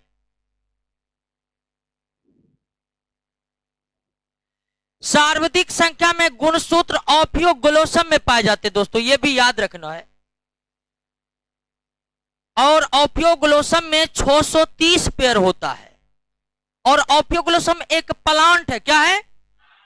अब तक वैज्ञानिकों ने जितने पौधों को खोजा है और जितने जंतुओं को खोजा है उन सभी में सबसे ज्यादा गुणसूत्र वाला जो सजीव है वो एक पौधा है जिसका नाम ओपियोग्लोसम है, जिसमें 630 यानी कि 1260 क्रोमोजोम होते हैं। इतनी ज्यादा में किसी और में क्रोमोजोम नहीं पाया जाता है, या पाया जाता भी होगा तो वैज्ञानिकों ने अब तक उसका खोज नहीं कर पाए हैं।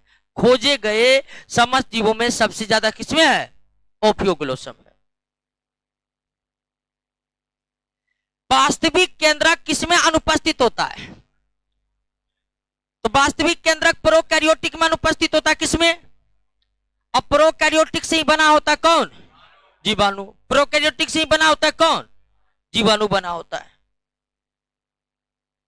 इलेक्ट्रॉन सूक्ष्मदर्शी का खोज नॉल एवं रस्का ने किया था। सूक्ष्मदर्शी का खोज जेड जॉनसन, एच जॉनसन, याद है कि ना? सूक्ष्मदर्शी यानी माइक्रोस्कोप का खोज जेड जॉनसन और एच जॉनसन ने किया था। उसके बाद यौगिक सूक्ष्मदर्शी कंपाउंड माइक्रोस्कोप, कंपाउंड माइक्रोस्कोप का खोज ल्यूवेन हॉक ने किया था। और आगे चलकर इलेक्ट्रॉन माइक्रोस्कोप का खोज नॉल एवं अरस्का ने किया था। अंतःप्रद्रव्य जालिका के खोजकर्ता कौन है? हालांकि खोजकर्ता में 3 है, पोर्टर, क्लाउडे और फूलम। पोर्टर, क्लाउडे और, लेकिन उन 3 नाम में फिलहाल एक ही नाम है आपके पास, तो निश्चित तौर पर आंसर क्या होगा? पोर्टर ही होगा, दूसरा हो नहीं सकता। गुणसूत्र शब्द प्रदान कौन किया था? वाल्डेयर ने। और ये जो हॉफ मिस्टर है दोस्तों, ये गुणसूत्र के खोज करता है। गुणसूत्र जिसको इंग्लिश में क्या कहते हैं? क्रोमोसोम। ये हॉफ मिस्टर गुणसूत्र की खोज की थी और हॉफ मिस्टर ने गुणसूत्र का खोज करके इसका नाम न्यूक्लियर फिलामेंट रखा था। इसका नाम क्या रखा था? Nuclear filament. और न्यूक्लियर फिलामेंट का नाम बदलकर वाल्डेयर ने क्या रख दिया? क्रोमोसोम दिया। तो ध्यान रखिएगा, गुणसूत्र के खोजकर्ता के बारे में पूछे तो आंसर क्या होगा?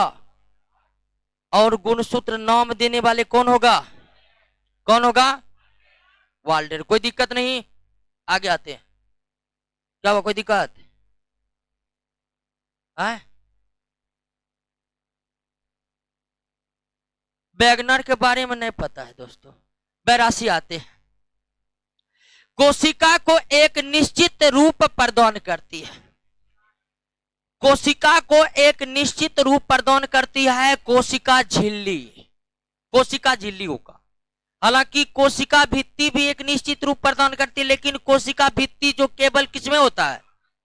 लेकिन कोशिका झिल्ली की जब हम बात करते हैं तो कोशिका झिल्ली सभी कोशिका में होते हैं, पौधे में भी होते हैं और जंतु में भी होते हैं। पौधे में भी होते हैं और जंतु में होते हैं। क्लियर?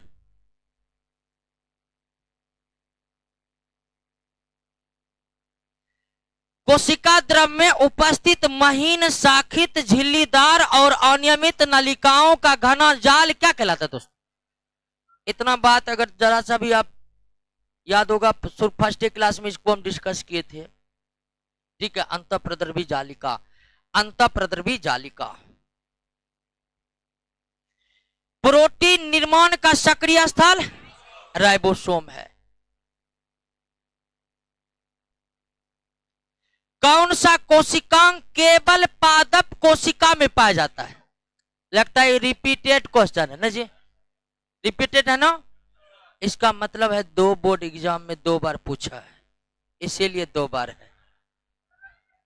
अरे हल्ला मत करिए, हल्ला हल्ला काहे करने लगे? गजब स्थिति दोस्तों। मैट्रिक इंटर न है कि फर्स्ट डिवीजन से पास कर जाएंगे। सवाल नौकरी का, इसलिए गंभीर बना रहिए। 86, ठीक है, 86 एकदम गंभीर बना रहिए दोस्तों। जिंदगी का सवाल है, नहीं है? यहां गंभीरता गई तो जिंदगी में बहुत बड़ा दांव लग जाएगा। ये बात अभी समझ में नहीं आ रहा है तो बाद में समझ आएगा, बड़ी कष्ट होगा। हमको हो रहा है इसलिए बता रहे हैं। 86 नंबर, 86 नंबर। कोशिकीय श्वसन का सक्रिय स्थल क्या है? माइटोकॉन्ड्रिया। श्वसन के दौरान ही एटीपी में ऊर्जा उत्पन्न होती है। अबरनी लबक, ल्यूकोप्लास्ट जड़ों की कोशिका में। लेकिन ध्यान दीजिए, ल्यूकोप्लास्ट पौधे के उन भागों की कोशिका में रहते हैं जो भाग सूर्य के प्रकाश से दूर होते हैं। जड़ों के कोश, जड़ ही मुख्य रूप से सूर्य के प्रकाश से दूर होते हैं। लेकिन याद रखिएगा, कुछ भूमिगत तनाव होते हैं, जैसे आलू, प्याज, लहसुन, हल्दी, अदरक। आलू, प्याज, लहसुन, हल्दी, अदरक ऐसे तनों हैं जो भूमि के अंदर रहते हैं और इन सब भूमिगत तनों में भी क्या पाए जाते हैं? लिकोप्लास्ट पाए जाते हैं। क्लियर है? फूल और बीजों के विभिन्न प्रकार के आकर्षक रंग क्रोमोप्लास्ट। होनोप्लास्ट कुछ नहीं होता जी। पत्तियों को हरा रंग प्रदान करता है क्लोरोप्लास्ट। कोशिका के आत्महत्या की थैली लाइसोसोम। आपको पता है लाइसोसोम को आत्महत्या की थैली क्यों कहते हैं? क्लियर हो गया था ना? हाँ।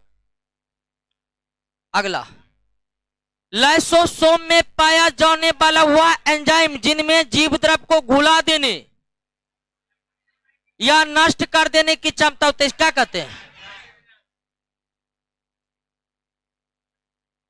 पादप कोशिकाओं के सबसे बाहरी आवरण। दोस्तों पादप कोशिका पूछ रहा क्या होगा? कोशिका भित्ति। अजंतु कोशिका पूछेगा तो जंतु कोशिका पूछेगा तो कोशिका झिल्ली। कोई दिक्कत है? 93। कोशिका में प्रोटीन संश्लेषण कहां होता है? प्रोटीन संश्लेषण राइबोसोम। ये लगता है 2-3 बार हो गया।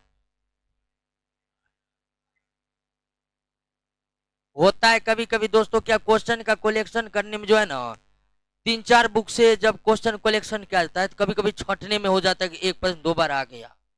ठीक है, तो ऐसा इसलिए होता है 2 बार आ गया। निम्नलिखित में कौन सा बड़ा कोशिकांग है? ये यहां देखिए, ये दोस्तों मिस प्रिंट है, यहां लिखिए प्लास्टिड। आंसर क्या हो जाएगा? सी। प्लास्टिक को काट कर कीजिए क्या, तब आंसर क्या हो जाएगा? सी। हाँ हो गया। पावर हाउस किसे कहते हैं? माइटोकॉन्ड्रिया का।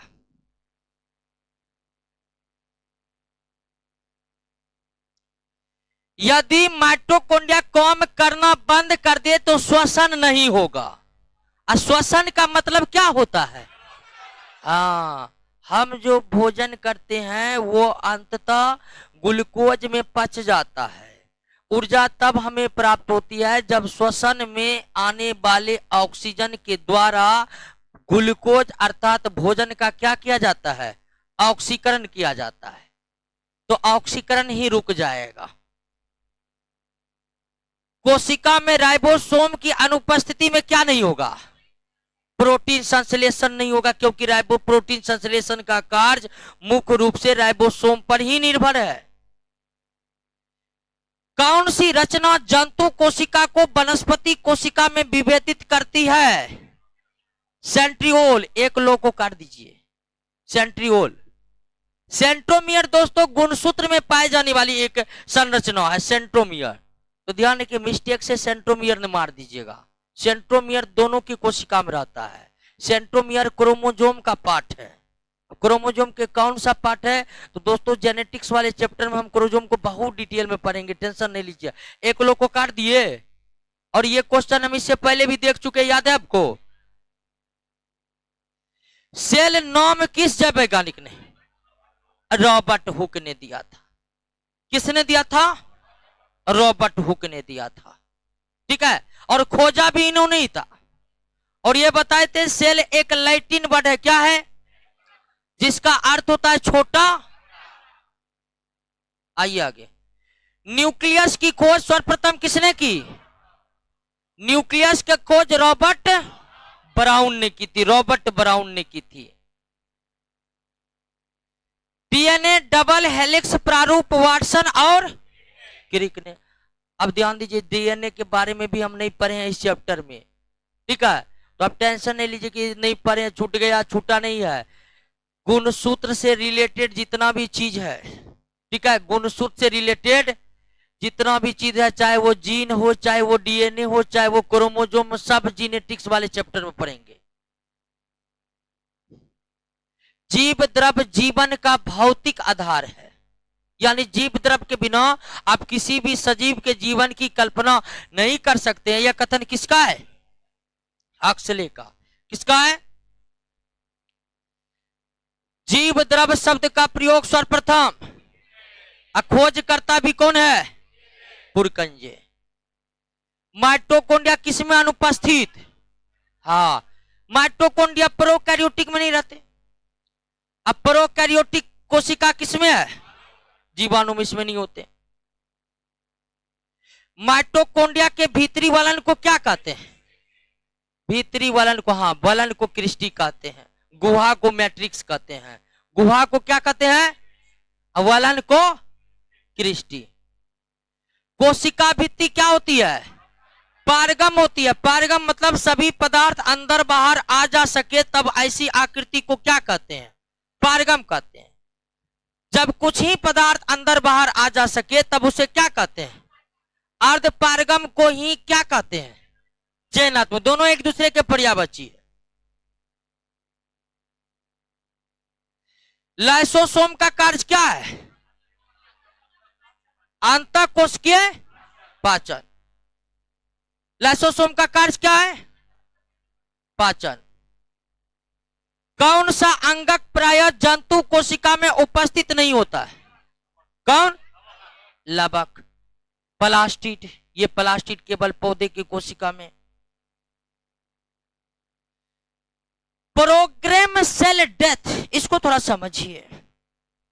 देखिए, सभी कोशिकाओं की उत्पत्ति कोशिका विभाजन के दौरान होता है। सभी कोशिकाओं की उत्पत्ति कोशिका विभाजन के दौरान होता है, और सभी कोशिका की अपनी एक आयु होती है। उस आयु के बाद वो कोशिका स्वतः ही नष्ट हो जाती है। आप समान रूप से पढ़े होंगे कि आरबीसी की जो लाइफ होती है 120 दिनों की होती है। 120 दिन के बाद वो क्या हो जाते हैं? डेथ हो जाते हैं। तो कोशिका प्राकृतिक रूप से पैदा होते हैं, प्राकृतिक रूप से मरते रहते हैं। लेकिन जब कोशिका को कृत्रिम तरह से या बाहरी किसी फैक्टर के द्वारा कोशिका को जानबूझकर खत्म किया जाता है, तो इसी प्रक्रिया का नाम क्या है? Programmed cell death. यानी प्रोग्राम्ड सेल डेथ मतलब हुआ कि हम बाहरी कारकों के द्वारा कोशिका को मार रहे हैं। अब ये कब जरूरी पड़ती है? ये खासकर कैंसर के उपचार में जरूरी पड़ती है।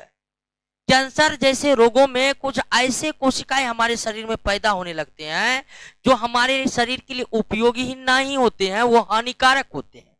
उन हानिकारक कोशिका को मारने के लिए ही कौन विधि अपनाई जाती है? Program cell death. और इस प्रक्रिया को एपोप्टोसिस कहते हैं। ठीक है, एपोप्टोसिस, एपोप्टोसिस कहते हैं। ठीक है, क्या कहते हैं? एपोप्टोसिस कहते हैं। क्लियर हो गया? समझ गए कि नहीं समझ गए? कौन सा कोशिकांग प्रोटीन संश्लेषण में प्रयुक्त होता है? राइबोसोम तो होता ही होता है, और इंडोप्लाज्मिक रेटिकुलम उसे कोशिका द्रव्य में स्थान अवेलेबल कराता है। क्या करवाता है दोस्तों? स्थान अवेलेबल कराता है। क्या कराता है?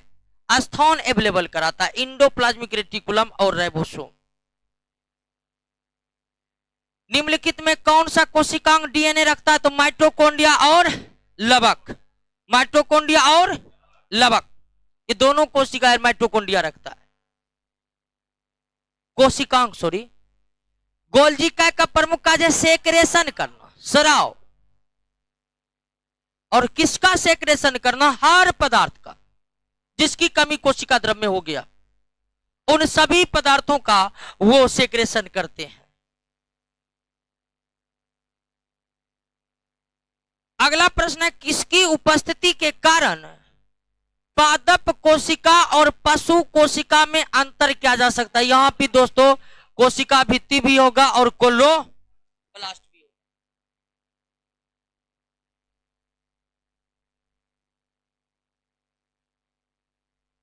पानी लाओ।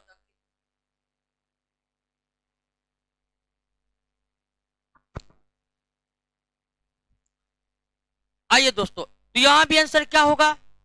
ए भी होगा और बी भी होगा। अगला प्रश्न है कि निम्नलिखित में से किसने यह मूल अवधारणा प्रस्तुत की थी? और ये बात आप जानते होंगे, यहां थोड़ा मिस्टेक है नॉम में। क्या करिए यहां पर? स्लाइडेड और स्वान, 2 और 4 होगा आंसर। बताना पड़ेगा प्रश्न को। यह भी प्रश्न दूसरे तरह से आकर रिपीट हो चुका है। क्लियर है? 80% से अधिक सेल में क्या पाए जाते हैं? जल पाए जाते हैं। क्या पाए जाते हैं? जल।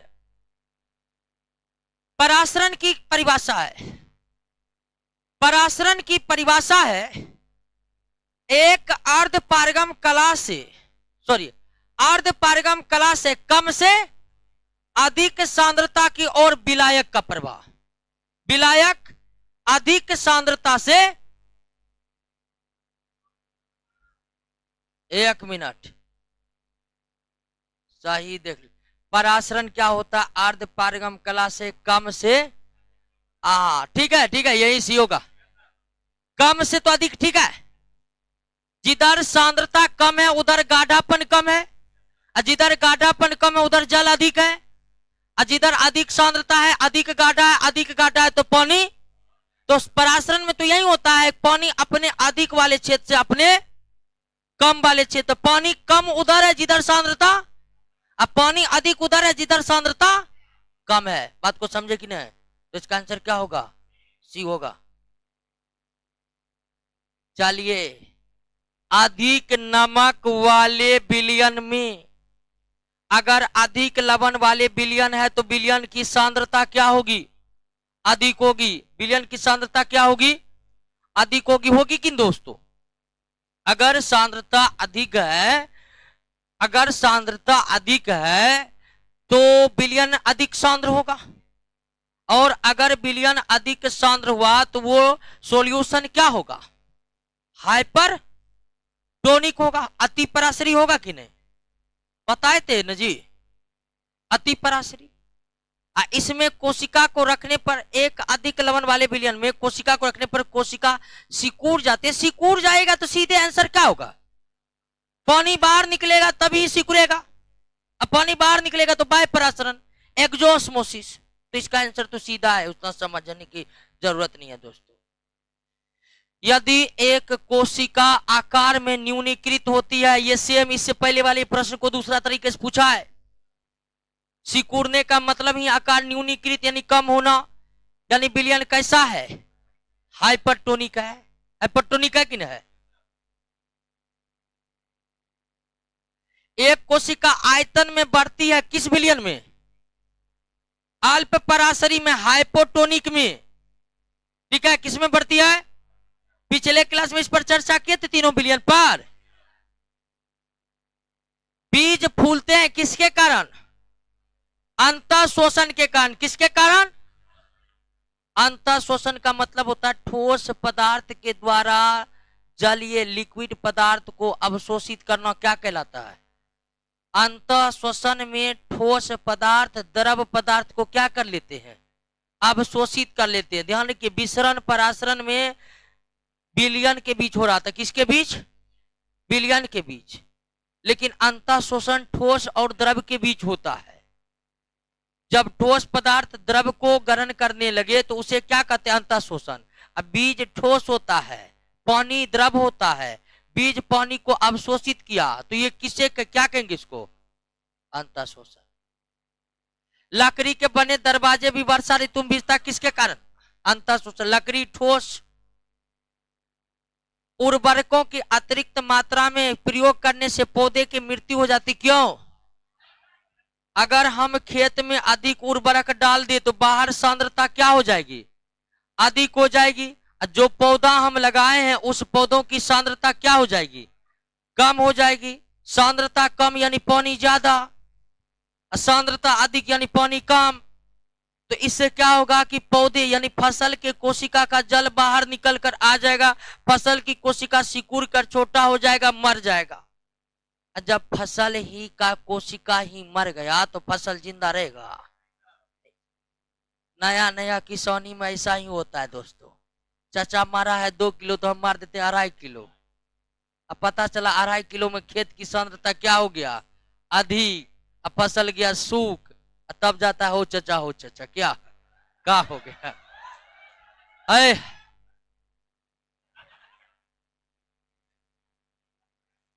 आइए दोस्तों,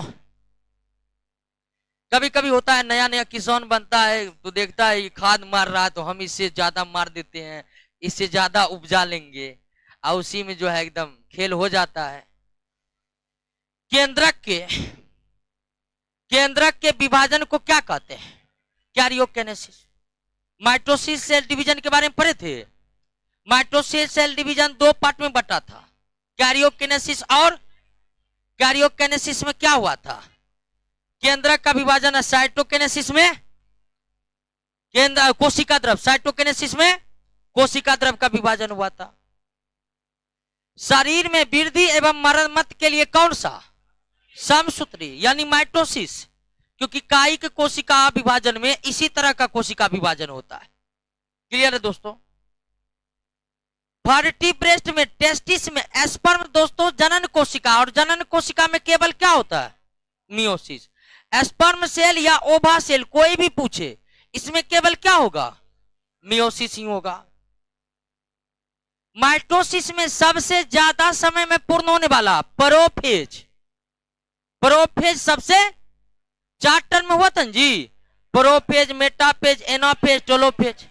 तो प्रोफेज सबसे ज्यादा समय में होता है, एनाफेज सबसे कम समय में, एनाफेज सबसे कम समय में। पादप कोशिका में साइटोकिनेसिस किसके सहायता से, कोशिका पट्टिका यानी सेल प्लेट के सहायता से होता है, जबकि जंतु कोशिका में कोशिका झिल्ली आपस में सिकुड़ कर 2 बनकर टूट जाती है। माइटोसिस में सबसे कम, अभी तुरंत पूछे, सबसे कम समय में और सबसे ज्यादा समय में प्रोफेज। क्लियर हो गया कि नहीं हो गया। एक कोशिका माइटोसिस द्वारा कितने बार विभाजन पर कितना बनेगा, 200।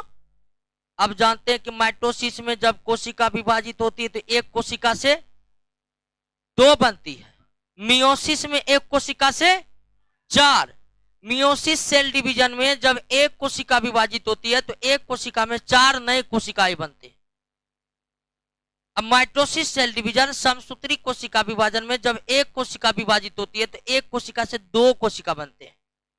तो आइए देखिए, वैसे तो ये रीजनिंग का सवाल, एक कोशिका है, एक बार माइटोसिस होगा तो 1 से कितना बनेगा, फिर 2 से, फिर 4 से, 8 से, 16, 16 से 32, 32 से 64 से 128 से, तो क्या बार हुआ, 1 बार, 2 बार, 3 बार, 4 बार, 5 बार, 6 बार, 7 बार, 8 बार। कितना बार होगा, 8 बार होगा। क्लियर है, समझ गए कि नहीं समझ गए।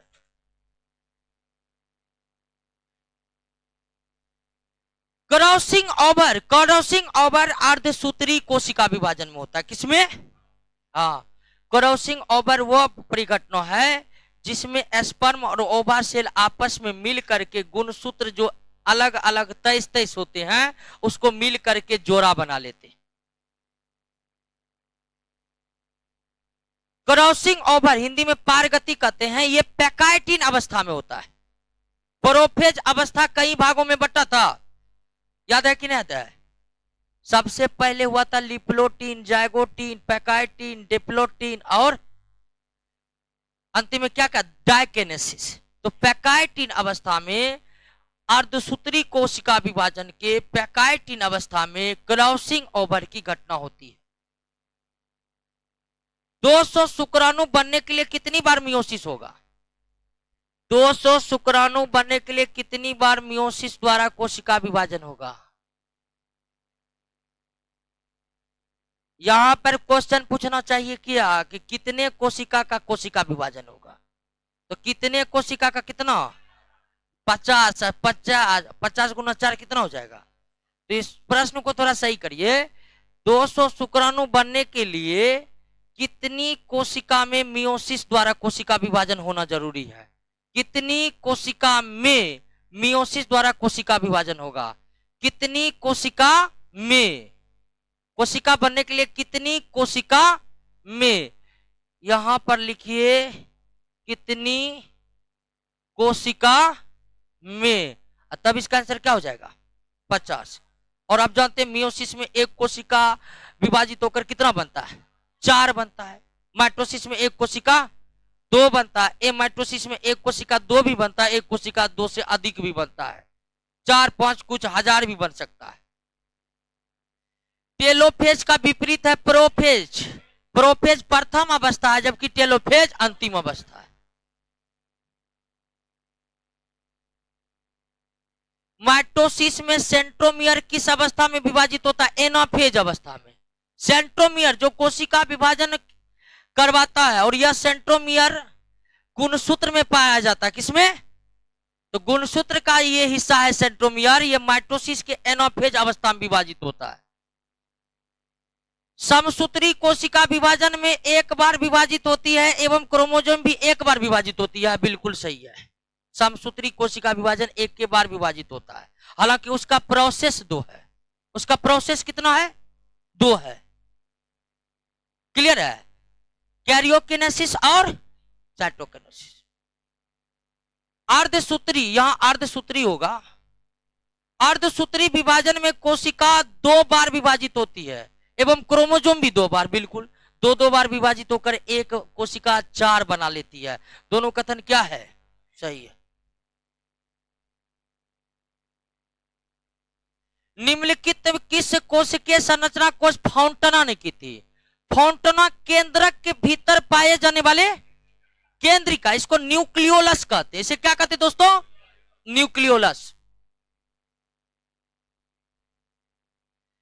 प्राणी के जीवन इतिहास में समसूत्री विभाजन का कार्य बहुकोशिकीय जीवों में वृद्धि, ये ग्रोथ से है। एक कोशिकीय जीवों में प्रजनन जो होता है एमाइटोसिस से होता है, क्षतिग्रस्त उत्तकों का मरम्मत भी एमाइटोसिस द्वारा होता है, उपरोक्त में सभी। तो कितना कुछ है यार, बनाइए नहीं, बार बार कर नौकरी करना ना हो, मैट्रिक इंटर नहीं कि आप कैसे भी पास हो जाइएगा, ठीक है। और एकदम ध्यान दीजिए, कोशिका में कितना प्रश्न पड़े 136।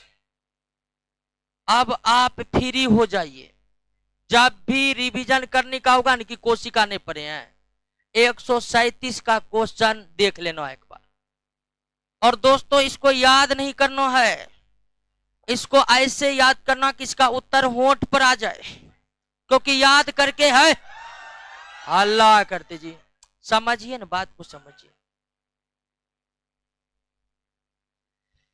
क्योंकि याद बहुत आदमी को है सच्ची, बहुत आदमी 5-5 साल से तैयारी कर रहा है, उसको भी याद है, पूरा याद है। हम ही लगभग 50-60 हजार स्टूडेंट को पढ़ा चुके हैं, सबको याद है। इसीलिए अब समय है कि याद नहीं, उसके उत्तर को होंठ पर लाने का, ठीक है। और दोस्तों क्वेश्चन इतना है कि अगर कोई कंपटीशन कोशिका से पूछेगा तो यही 137 में कोई एक पूछेगा या 2 पूछेगा, इससे बाहर जा ही नहीं सकता है, गारंटी है। पिछले भविष्य में भी नहीं गया था, आगे भी नहीं जाएगा, आप टेंशन फ्री रहिए, ठीक है।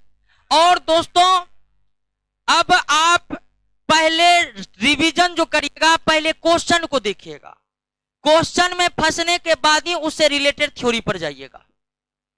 जैसे माइटोकॉन्ड्रिया का सवाल हम बना रहे हैं, माइटोकॉन्ड्रिया हम फंस गए हैं, तब एक बार माइटोकॉन्ड्रिया की थ्योरी पर जाना है, उसको देख लेना है।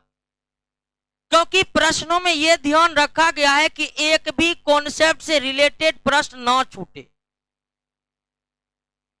और कोचिंग का टीम ने यह ध्यान रखा है कि जिस कॉन्सेप्ट से प्रश्न अभी तक ना पूछे हो, उस कॉन्सेप्ट से क्वेश्चन क्रिएट करके डाल दिया गया है।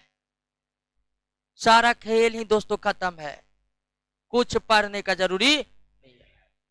आइए दोस्तों नेक्स्ट क्लास में हम बायोलॉजी के दूसरे और सबसे महत्वपूर्ण चैप्टर, वैसे हर चैप्टर महत्वपूर्ण है, उत्तकों के बारे में पढ़ेंगे। हला नहीं, चलिए दोस्तों ऑनलाइन वाले बोलिए अब क्या प्रॉब्लम है, आप ही लोग का क्वेश्चन अब दिलेंगे हम। आराम से जाइए, निकलिए। चलिए, जो भी ऑनलाइन जुड़े हुए हैं बताइएगा किस प्रश्नों में दिक्कत हुआ है, तब उस प्रश्नों को हम क्लियर करने का कोशिश करेंगे।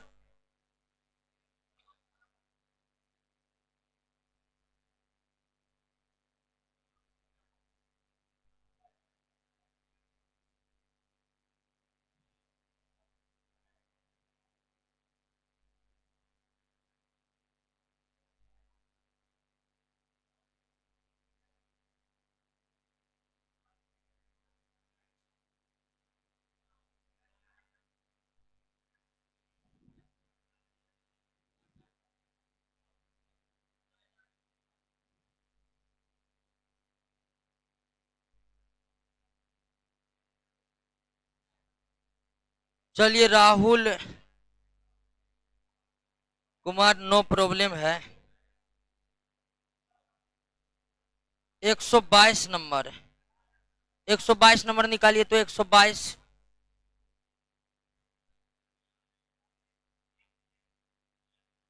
आइए दोस्तों, कह रहा है कि उर्वरकों का अतिरिक्त मात्रा का प्रयोग पौधे की मृत्यु का कारण बनता है। तो अगर हम उर्वरक ज्यादा लेंगे तो बाहर की सांद्रता यानी कि खेत की सांद्रता क्या हो जाएगी, अधिक हो जाएगी। उर्वरक का मतलब लवण है, लवण सांद्रता बढ़ाएगा और इस स्थिति में जो फसल का कोशिका है इसकी सांद्रता कम हो जाएगा और कोशिका के बाहर कोशिका झिल्ली ये अर्धपारगम होगा। अर्धपारगम होने से जल जो है कम सांद्रता से अधिक सांद्रता की ओर गमन करने लगेगा, ये सिकुड़ जाएगा, कोशिका सिकुड़ जाएगा, कोशिका मर जाएगा, फसल बर्बाद हो जाएगा दोस्तों। और कोशिका का जल बाहर आ रहा तो ये बाह्य परासरण होगा।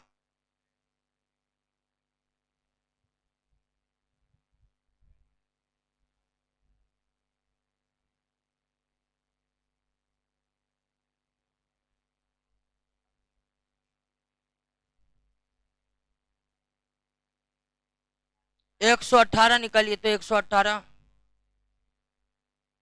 यदि एक कोशिका आकार में न्यूनीकृत होती है, हाइपरटोनिक, अभी जो सवाल हम देखे थे कि अधिक लवण वाला, न्यूनीकृत मतलब वह कोशिका का जल बाहर निकल गया और कोशिका का जल बाहर निकलता है हाइपोटोनिक सॉल्यूशन में रखने पर, अति पराश्री विलयन में रखने पर। आप एक बार फिर से थ्योरी को पढ़िएगा।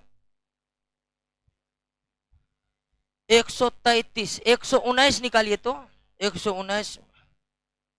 एक कोशिका आयतन में बढ़ता है जब यह रखी जाती है, तो बिल्कुल अल्प पसारी विलयन में रखेंगे तो अल्प पसारी विलयन की बाहर की सांद्रता कम होगा, जिसके कारण कोशिका की सांद्रता अधिक होगी और जल जो है बाहर से निकलकर अधिक कोशिका के अंदर जाएगा, क्योंकि कोशिका के अंदर सांद्रता अधिक है, यानी कम से अधिक की ओर जाएगा। और कम से अधिक मतलब विलयन से कोशिका के अंदर, इससे कोशिका फूल जाएगा यानी आयतन बढ़ जाएगा। क्रॉसिंग ओवर को हम जेनेटिक्स में पढ़ेंगे। क्रॉसिंग ओवर एक तरह से फर्टिलाइजेशन प्रोसेस से जुड़ा हुआ है।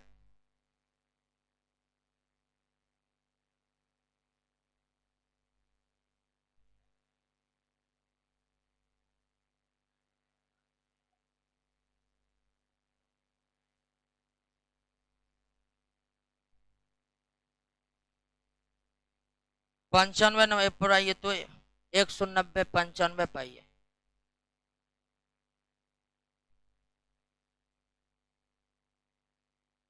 कोशिका का ऊर्जा इसे तो 95 तो माइटोकॉन्ड्रिया होगा जी। का अमित आदित्य कुमार बात कर रहे हैं 95 में।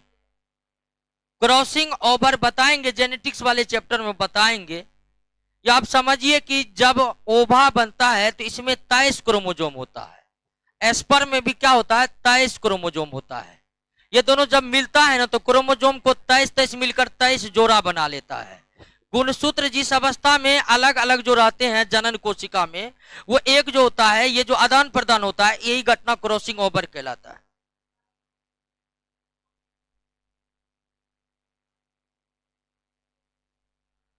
चलिए दोस्तों, मिलते हैं नेक्स्ट क्लास में। बंद कीजिए।